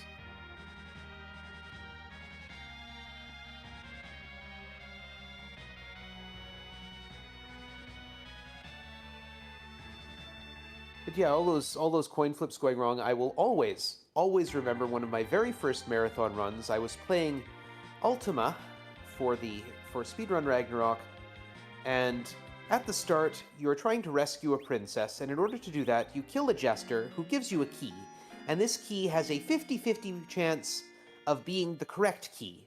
Could be the right key, could be the wrong key, 50-50. It took me 12 tries to rescue the princess in one of my first ever marathon runs, standing there, embarrassed as heck that I couldn't get out of the first area. So, these coin flips sometimes just don't go your way. We've got a Lunar Sparkle in Bygone spot, and it should go down easily no matter what it is. It is Plague. I think that might be the last one we've seen. Yeah, I think we've seen just about everything. Although I think Ogopogo was in like Mist Cave or something, which makes it very nice. Oh, my Canadian, I don't know that I'd call it a brother, but my fellow Canadian monster.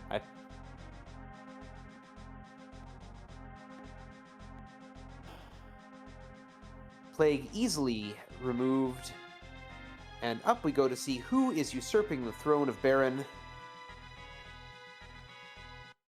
And it is the Magus Sisters.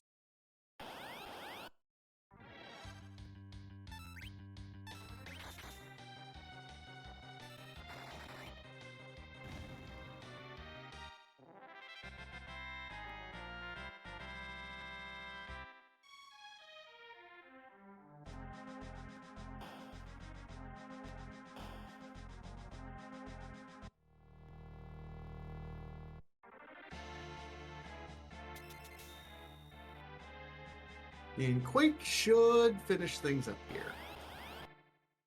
Everything else in that fight was superfluous. That Quake would have taken care of everything. And there's life 2 for Rosa. That might make that Golbez fight a little more doable. And our character is Cecil. Hello. And it's nice still to see Dark Knight Cecil, too. Nice to see you, buddy. I'm kind of curious what is up on that Mount Ordeals now. We might have to find out. It could still be the Earth Crystal blocking the package.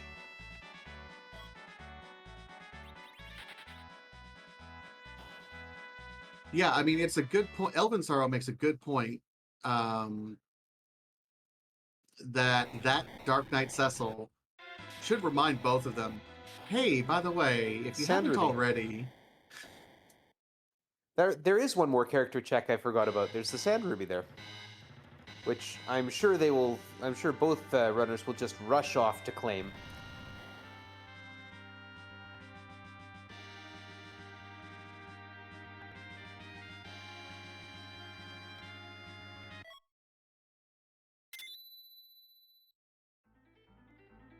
All right, into Still, the Barren Basement Throne. Still, at 1 hour and 43, give or take, we have completed our 4th objective.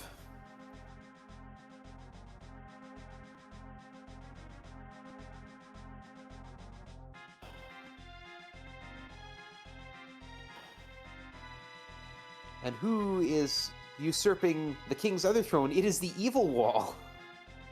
This could be exciting.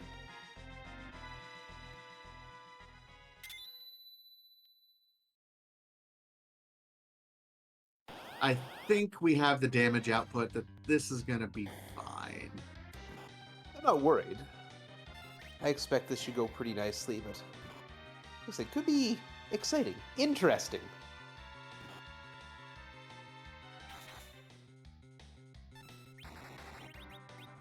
So we are 4 objectives down. We technically have access to a 5th, although it's a little bit rude in that Masamune altar. Realistically, we're hoping to not have to do that. I would venture to guess, but the odd thing is only one objective more, complete the Tower of Zod, leads us to another objective. So unless we start finding the crystal for the Tower of Zod relatively quickly, we're in kind of an awkward position right now. Well, there's still the monster, the town of monsters, which is where I expect the runners will be searching next. Because otherwise, there's not much. We've seen the top of the tower. We don't have the tower key. Yeah, unless it's something hidden behind that terrific Masamune altar. Earth Crystal and Ordeal, Xenocat's calling. There's the Tower key. Okay, I think you got to follow that. That's true, and Ordeals hasn't been done yet too. That's also true. Yeah, neither runner has. Keep in mind, we know what's blocking our Ordeals, and it's a wyvern that casts Toad on the entire party in Ordeals 1.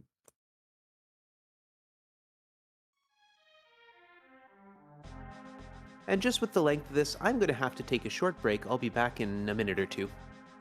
I got you. So both runners, okay, Soapbox is immediately going and turning in that tower key.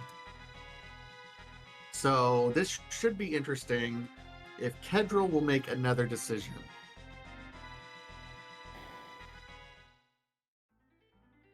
The nice thing is we know about where every single Rude boss is. I think we've encountered Golbez, CPU,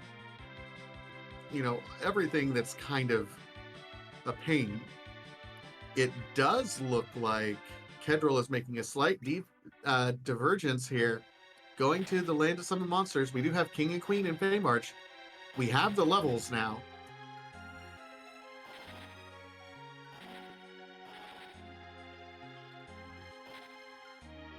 Yes, Fluffy, we have seen Top of Tower. It has been completed by both runners.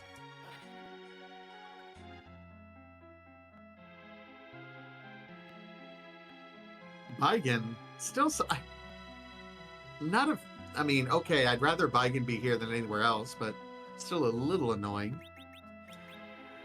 I see Baiken at the Super Cannon. Yep. Little annoying, but Rosa, I think that was a life staff, just bonked away. That was either a life or a power staff still. And Keddril looked like was going into the Town of Monsters. Yes.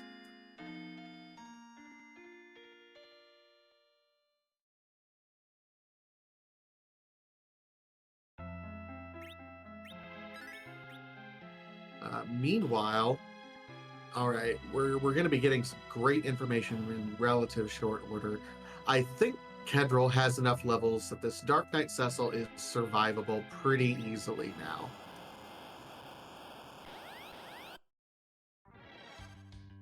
I expect this will go pretty smooth. Oh, I mean, okay. Okay, with a heal or two, it'll go pretty smooth. There's a cure one. That should be enough, right?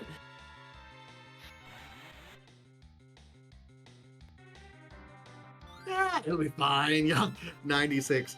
Hey, if he has less than 96 health, Ouch! Ouch! Ouch! Ouch! Ouch! nope. Wow.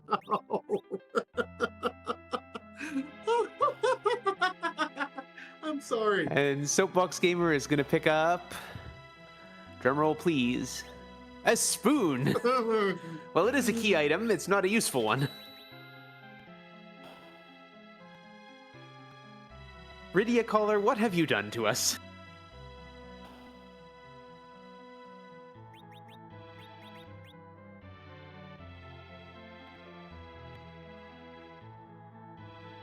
Oh, this is Soapbox Gamer going to take an fantastic. attempt. Soapbox Gamer going to take an attempt at the summon monsters. Sure.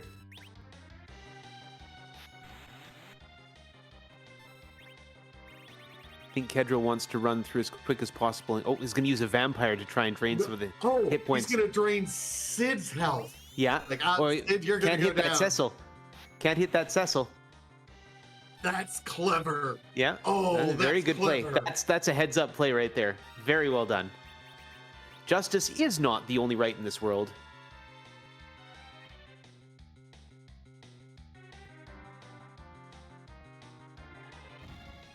Justice is not the only right in this world. Sometimes it's draining the hit points off your teammates is the only right in this world. And that gets Rosa white. And it gives us a ribbon.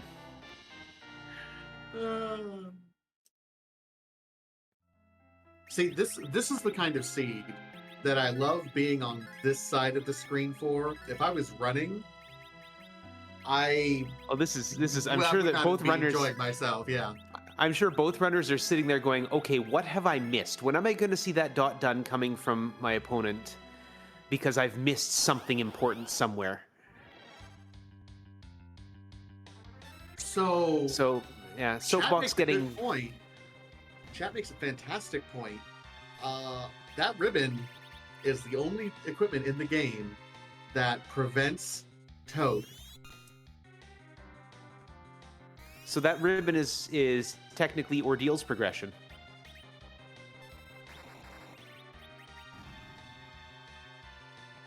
Soapbox Gamer managed to get a jump off before DKC's final blast and gets that ribbon.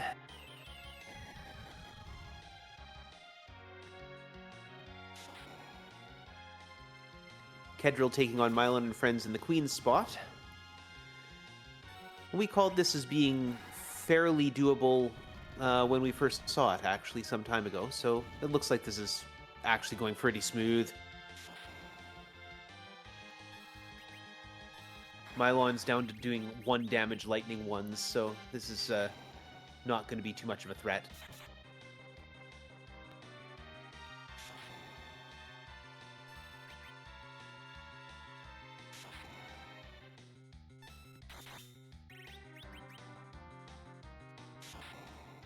So our choice here at this point in time. We'll see if this Mylon has anything for us. But I want it to be nothing. I want it to be like the pass or something. It's just an elven bow. So our choices for progression are ordeals with the wyvern casting toad on the entire party, or the Fabul gauntlet at the Masamune altar. Or Cave Bahamut. Or Cave Bahamut with behind a very Yang. punchy Yang.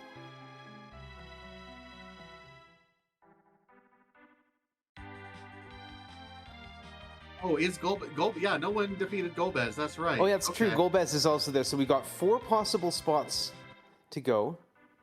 Keddril going to... Oh, yeah, Keddril hasn't done the tower key yet. That's why.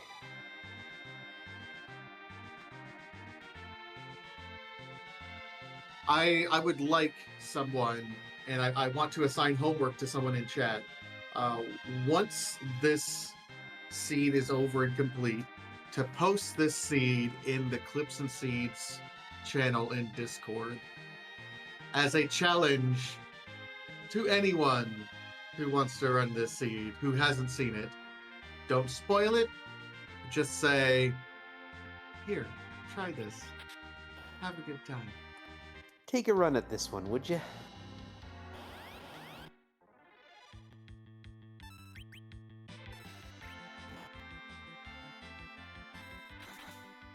What was behind Rydia's mom?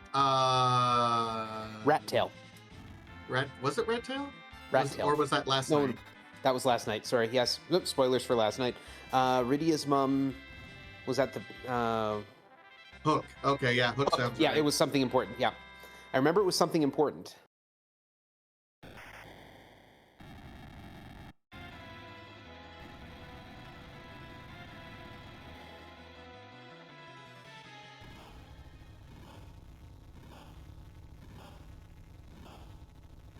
And the soapbox gamer going to be walking out that elven bow.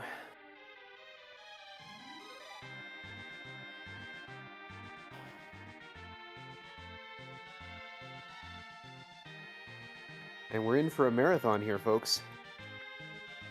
Let's see which of our remaining options Soapbox Gamer decides to go after first. If it's me, I'm going for ordeals, just because it's the lowest, the easiest target. Don't have to go to the moon, it's right there. You can hope that you have the damage output at this point to just get through it.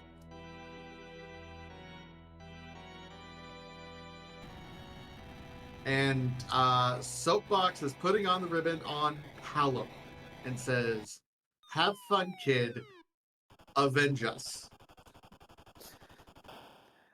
JP left for like 30 minutes and the runners are still basically in sync. They've been pretty much in lockstep. Sometimes you'll see them do little turns where one will go one way, one will go the other, and they'll both still end up back where they started. But yeah, they have been pretty much following the same path and trading the lead back and forth for most of this seed. It has been back and forth. Yeah, if Ordeals is Earth Crystal, I will cackle. We might even get through this without... Yeah, it's just enough damage. We're just gonna... Toad? What Toad? Who cares? Just output the damage.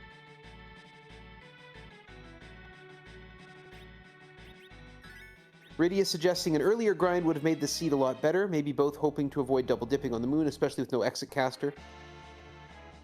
We have Azura in the back attack spot. This should probably go pretty smooth too.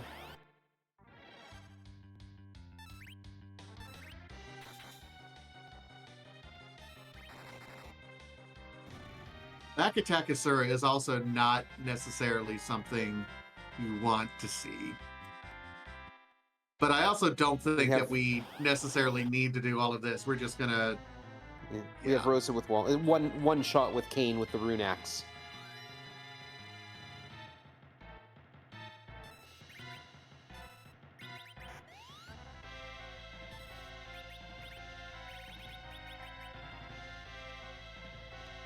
We did start with the rune axe, so I mean,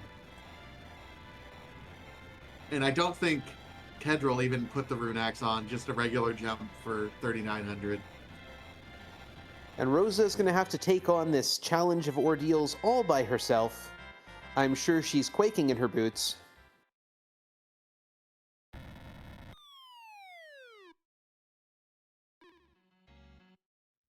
Soap is one crumble in the lead, according to JP in chat. And our key item here is Nothing. Oh no. Oh no. yes, Oh reset. no.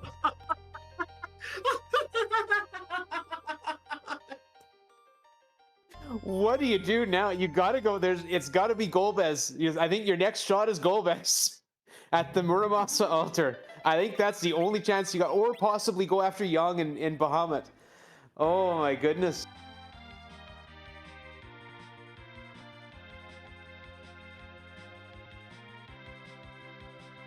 This is oh my gosh. My poor okay, so Yeah. going after Young. Okay. What does it have to be? One of those has to be the Earth Crystal. That's all that's left.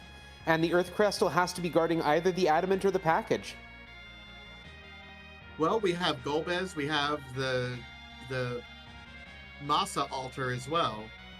So we have 3 spots. That's true. It could be all 3. Those 3 could be the 3 key items we're missing. All I know The is pass has to be somewhere too. So yeah, we haven't found the pass. So the interesting thing is that Masa altar could be hard required if the Tower of Zot is behind that. Oh my goodness! If the Earth Crystal is there, yeah, that's it. If the Earth Crystal is there, and becomes hard required, assuming the Earth Crystal is also blocking off either the Adamant or the package. Yeah, because Zot could leave to package or half a forge, so this could be absolutely. Oh my goodness! They're both going for karate right now, though. Well, I think that's probably your easiest. Well, you don't have to walk down. That's the big thing. Yeah, it's the low hanging fruit. If this is Zot, you just YOLO at that point. Yeah, if this is Zot, you go for it. Well, yeah. You still, yeah, because Zot could still have the package or the Adamant. If this is the Earth Crystal, you take it and you check it. Because that means you're not walking down the lunar subterrane. You don't have exit. So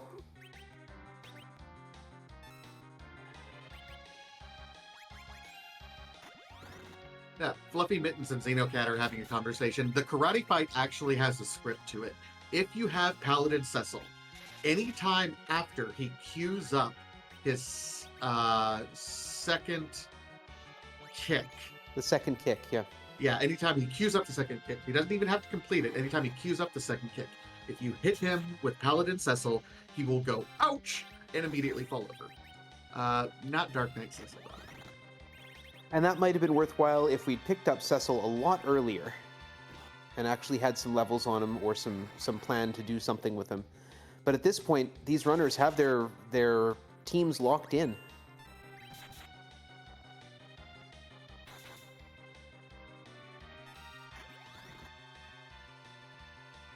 And Soapbox Gamer is through Young, and we will see what is here. This could be the pass. It is the Earth Crystal. There's our progression forward. I'm going. I'm out. Yeah, oh no, yeah, absolutely. We still don't have exit. No, we don't have exit. We've got to warp out. So that means this, so we've got 3 checks left. That's Golbez at the Muramasa altar, it's the Alt Gauntlet at Masamuna altar, and it is the Earth Crystal. And we've got 3 items left to find: the Adamant, the package, and the pass. So, if this is the pass at the Earth Crystal, well, they're going to be coming back and trying one of those. I think you go back and you just do the Masamuna altar at that point and just do it on your way down to Zed.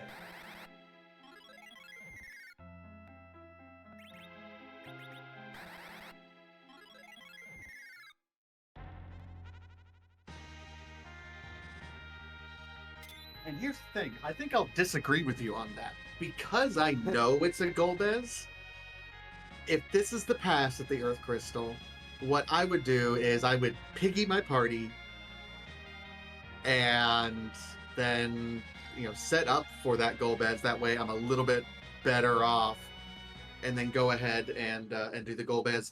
Then I have exit with Rosa, and I have the pass so I can exit out, and it's a little bit quicker to get to the fight from the blue planet. I will defer to your expertise on that one, because I'm sure the Golbez would be a faster fight than the Alt Gauntlet.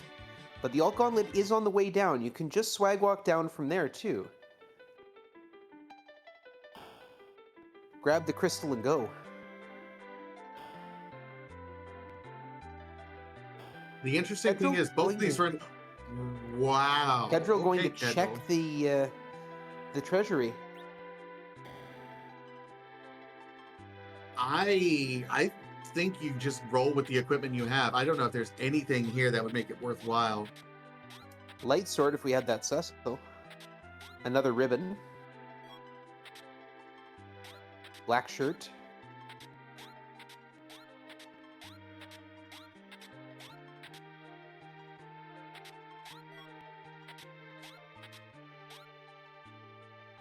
But nothing in particular. Got King and Queen Eblin in the Magus Sisters spot, so this should be pretty smooth.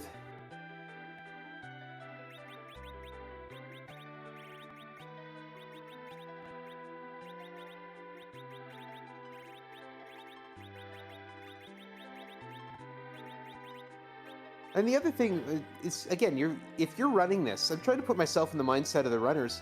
You're probably wondering why it is your opponent hasn't ended the seed yet, why they haven't finished. So I don't know. I am not wondering at all. Are you kidding me?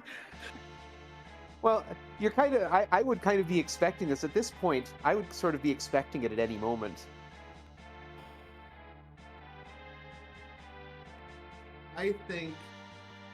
I mean, yes, in a tournament setting, depending on what the seed has given us, I would expect a dot done at this point. Absolutely. I'd be looking at that dot done from like a 126 mark. But knowing what we know, all of the ugly fights that we would have to get through to get to this point, I'm also not surprised that I haven't seen a dot done at this point. I mean, you could sort of speculate that, well, we've had the Darkness Crystal for over an hour now. Maybe my opponent will have gone to do a MacGiant grind and will have just plowed through that Masamuna altar. So, but yeah, oh, here's Dr. Lugai and Balnab. We've seen almost everyone else. What have we not? I think we've seen everything, right? Pretty close to it.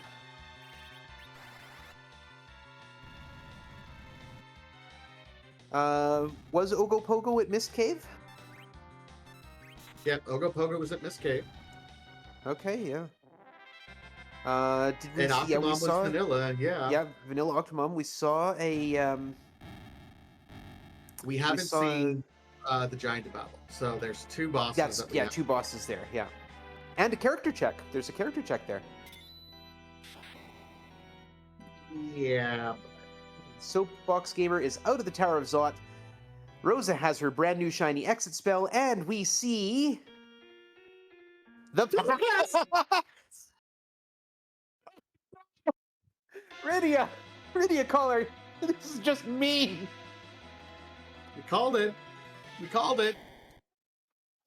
No.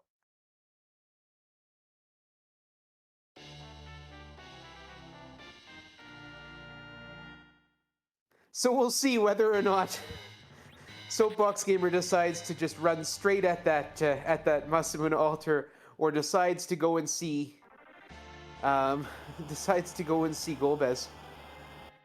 He puts the ribbon on Kane. Soapboxgamer puts ribbon on Kane, so he's like, I'm committed to doing this Golbez. That's what that tells me right there. Yeah, jump Kane out of the way of the dragon. One of Golbez must have one of the adamant or the package. The Masamuna altar must have the other. All right, chat. Here's the question: which would you rather do, Golbez or Gauntlet at Masa?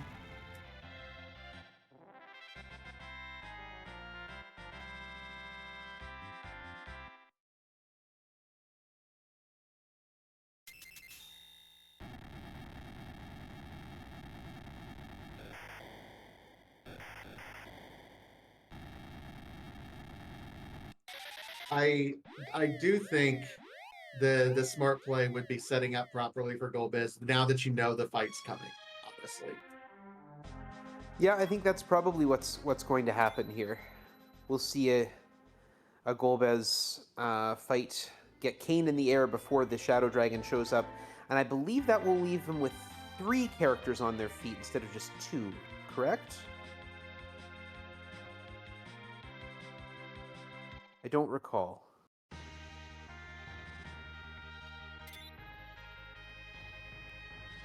yeah. Keddril does have 2 ribbons. Meanwhile, Soapbox Gamer only has 1. Got that second ribbon out of all things the Treasury, and that might be what Keddril was looking for: is more ribbons. The ribbons will protect from the death spell. It does not protect from the being paralyzed. I'm more Interesting. concerned about the paralysis, because I want to be able to queue up a Star Veil on whomever. I don't want to be waiting uh, on Golbez to heal me first.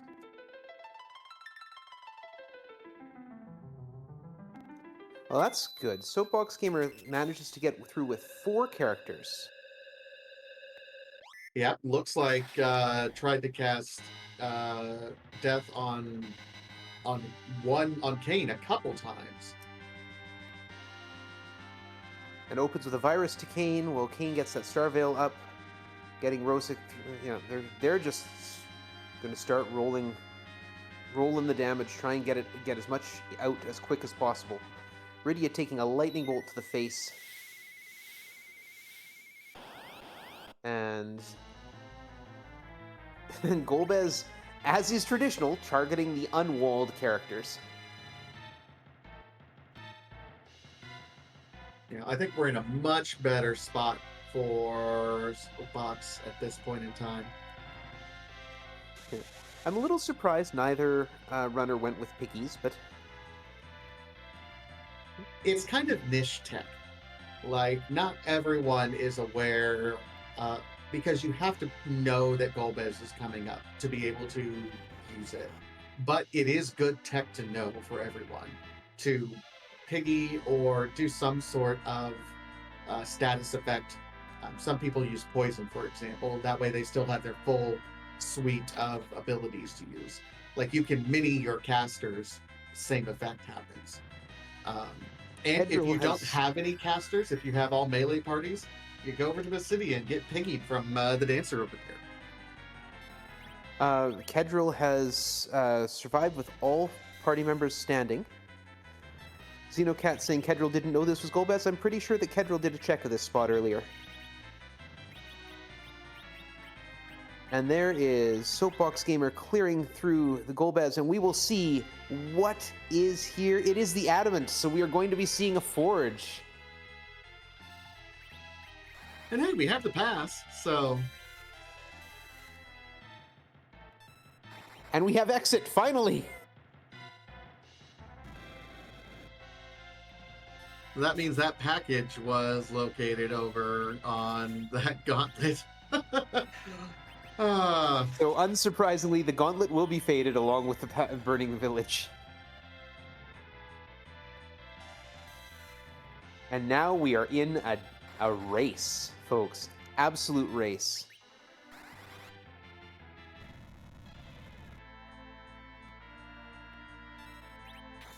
Yeah. And it's going to come down. Soapbox Gamer is in a little bit of a straight line lead. At lower levels, though, I don't think, one has 2 mages, so the Z fight is, but at lower levels, so I think the Z fight is going to be not quite as clean on Soapbox Gamer's side, but at 212, I don't think you can do any grind. It would be interesting to see too. I wonder if Soapbox Gamer is going to go with reflex strats instead of straight damage, just to see that might also give him a time advantage over Keddril, because that can be quicker. Zeus gauntlets, yes. And ninja No. hats.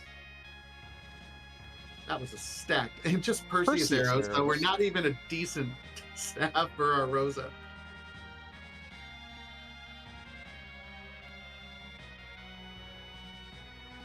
And there we go. We finally have, at 2 hours and 13 minutes, the first crystal grab. This has been such a fantastic scene to watch from this side and not be holding a controller for.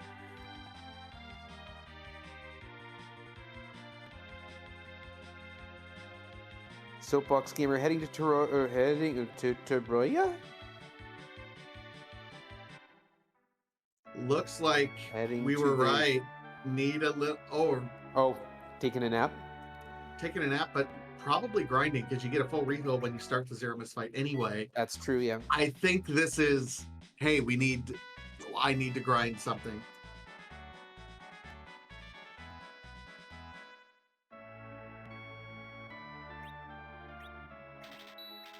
Maybe forgot about the pass. Oh no. Well, we'll see. Do we have one more siren? Because I know that Soapbox cracked at least one egg earlier.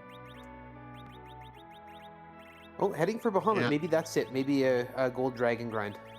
Real quick. Doing a single gold dragon. I think there's one siren. Yeah, they started with 2 and he's used 1.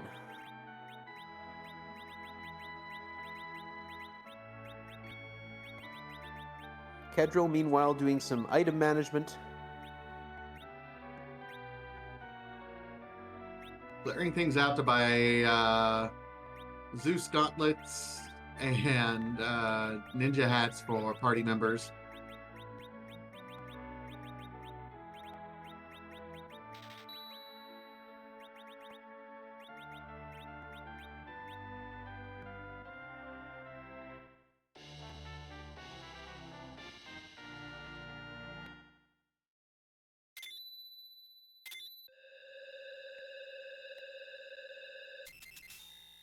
So the Perseus arrows are not something I'm familiar with. What sort of benefits do they offer? Off the top of my head, it is a very high damage arrow. I don't think it offers much. I think it's wholly strong against giants. Is what John Burkhead is saying in chat. Yeah, it's not okay. Keddril, meanwhile, not doing any more grind, just heading straight to Troya. Already unlocked some. I think that Palom does have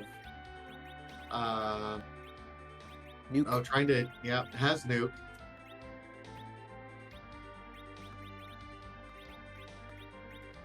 And we have a Z flag in the stream chat.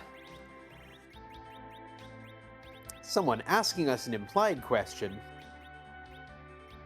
Someone asking us a direct question now. Yeah, really, I mean, and everyone knows this at this point. We love to randomize things here in the Free Enterprise Randomizer. We just can't put Zemus into the giant pool. So what do? We randomize this sprite. It is one of, I think we're up to 700 now. I need to fact check that. Yeah, we have quite a few number of Z sprites. So the Z flag is meant to represent a question within the community. Whose butt are we going to kick this morning? Although it's no longer morning. We started this a while ago. It's still morning for me. I could still technically have brunch.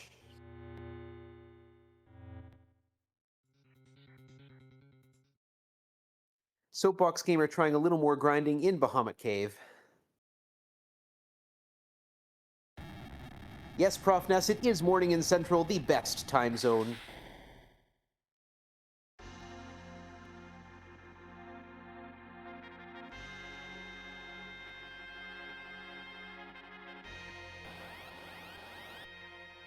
And Keddril queuing up a crystal shot at Zemus.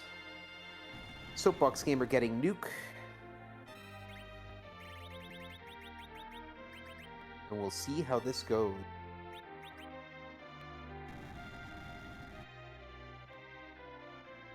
Gain with the crystal. Here's the pitch. It's exploding. His true colors are emerging. We're getting a Gur and an Erg. And that is Lavos. Devourmus. It looks like Lavos. Oh, I think this is from like bonus content at some point, like an extra hard boss at some point. The Dream Devourer. The Dream Devourer. Oh, from Chrono Cross. Okay. Spoilers for a game I haven't beat yet. Oh, from the Chrono Trigger DS. Okay. Also, a version of it I haven't gone at. And Devourmus is shaking, getting ready for that first big bang. Soapbox Gamer still doing random encounter grind at Cave Bahamut.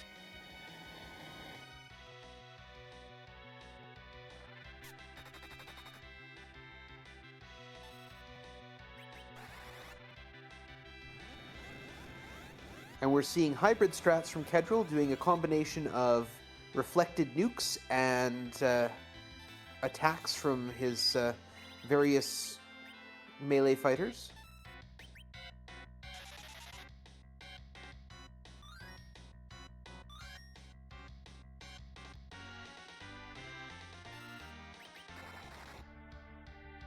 Yeah, this is going to be fairly clinical, I think, on Keddril's side. Never want to assume anything with Zemus, but this looks pretty solid.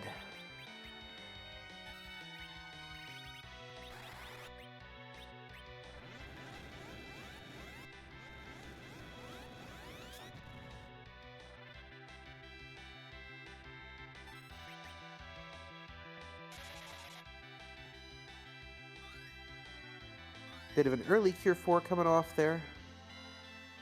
I think wanted to make sure that, I wanted to make sure Keen and Palom had at least full health to be able to handle that. Yeah, and we'll see the damage. That's still enough to take Palom out of the fight. It's all right. Palom has done his job. He got a couple nukes off. Yeah. That's all Did we about need. 20,000 damage. Soapbox Gamer done the grind. Heading back to the blue planet.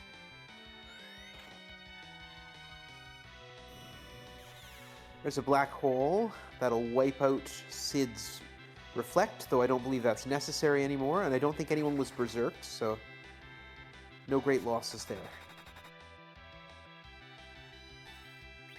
Although we do now, I think we tried to get one person zerked up.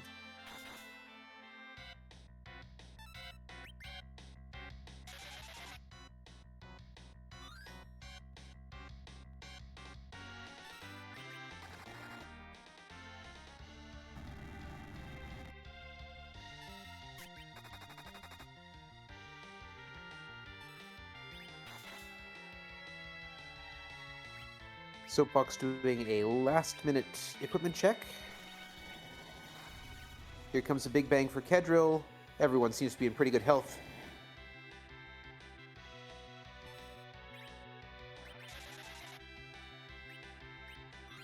And we're going to skip forward a second or two. It looks like everyone's Everyone fine. survives. Yeah. We're at the levels right now that I don't think there's any real danger at this point of full big bangs. Rosa might be getting close, but at the same time, we're doing all right. Like I said, never want to assume anything with Zemus because it is such a monster. But, yeah, well, Rosa taking a full-on nuke to the face didn't help anything.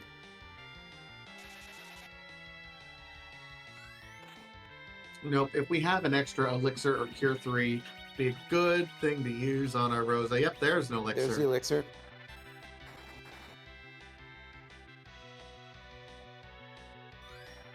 And Soapbox Gamer is approaching the Zeromus fight through the pass. I think we do have double nukes on Soapbox Gamer, so Yep. it's still close. Not calling it until I see rocks. It could be quite tight, this fight. We've got a real race going on right here.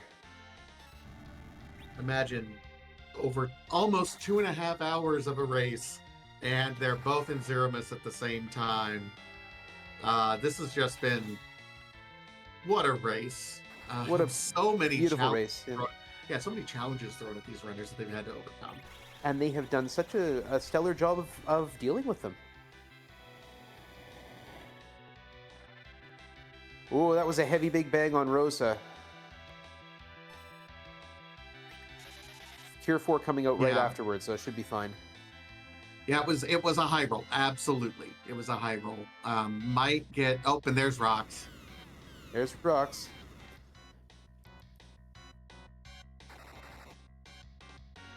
So we are within 12,000 damage, now 9,000, 8,000 damage of the end here.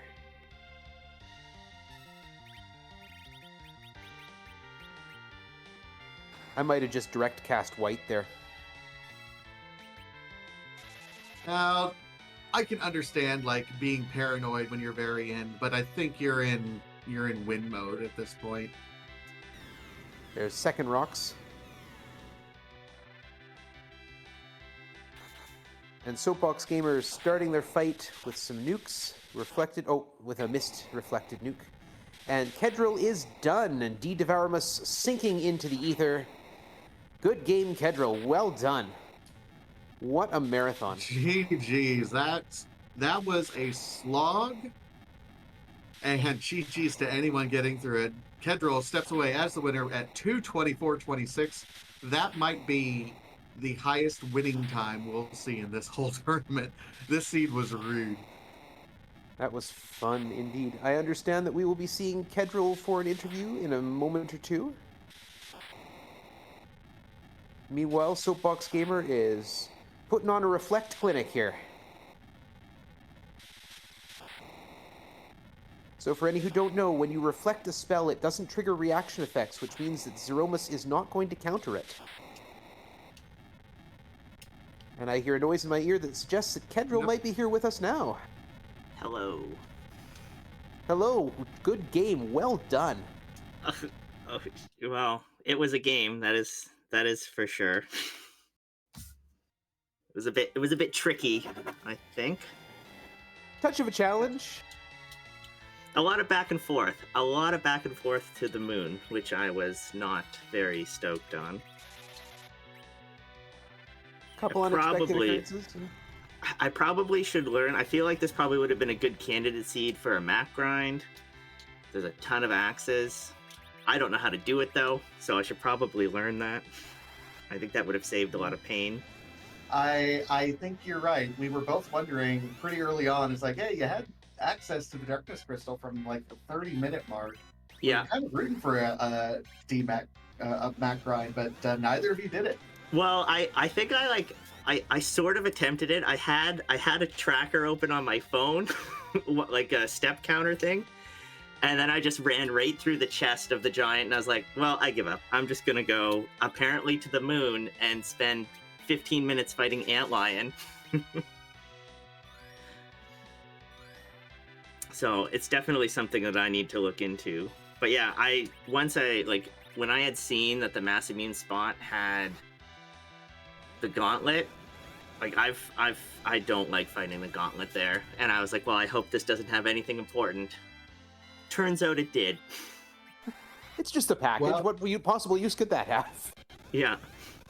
And some interesting tech that I didn't even know, and I wanted to relay, and I certainly hope you go back and watch this race.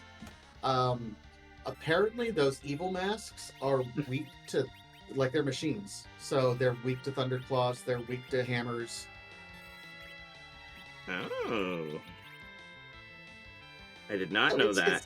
It is a rude spot for that, yes, but yeah, given the equipment that we had, it might have been doable. Yeah, it definitely, like, I had a ton of Dragoon armor as well, so, and I would have had Artemis arrows at those times. So I probably definitely could have made it through if I went back and tried. Yeah, good point. Good point. Yeah, it was a very very interesting seed, very long one. A lot was open very early in the beginning. So once the time was ticking up towards like the hour and 30 and the hour and 40 mark, and I didn't have much more to go, and I was clearing like the full underworld, all of the overworld.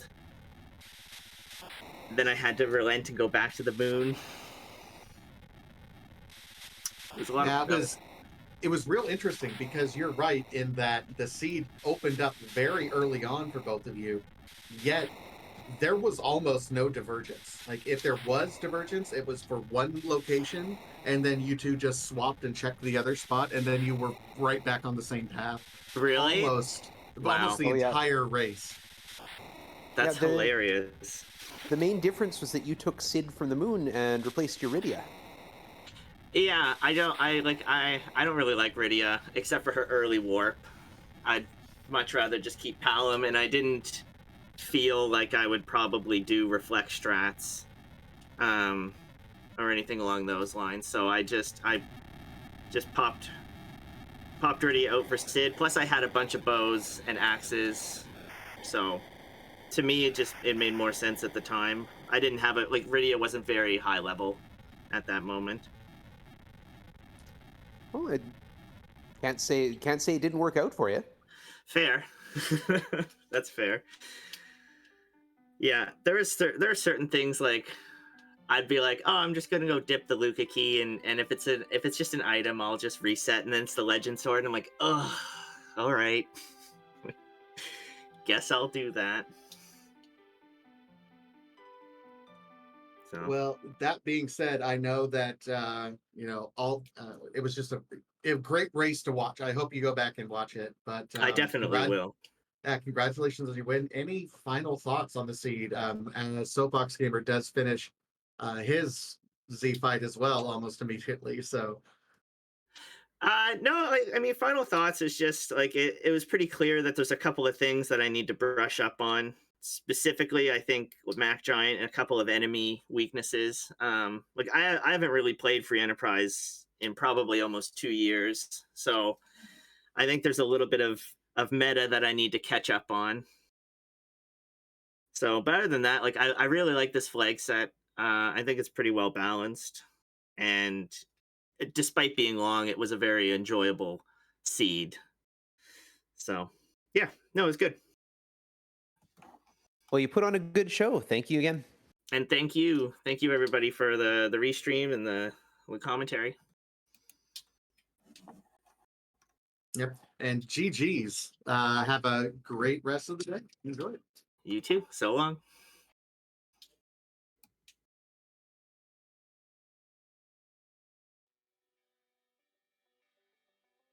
And we should be seeing Soapbox Gamer shortly, I think.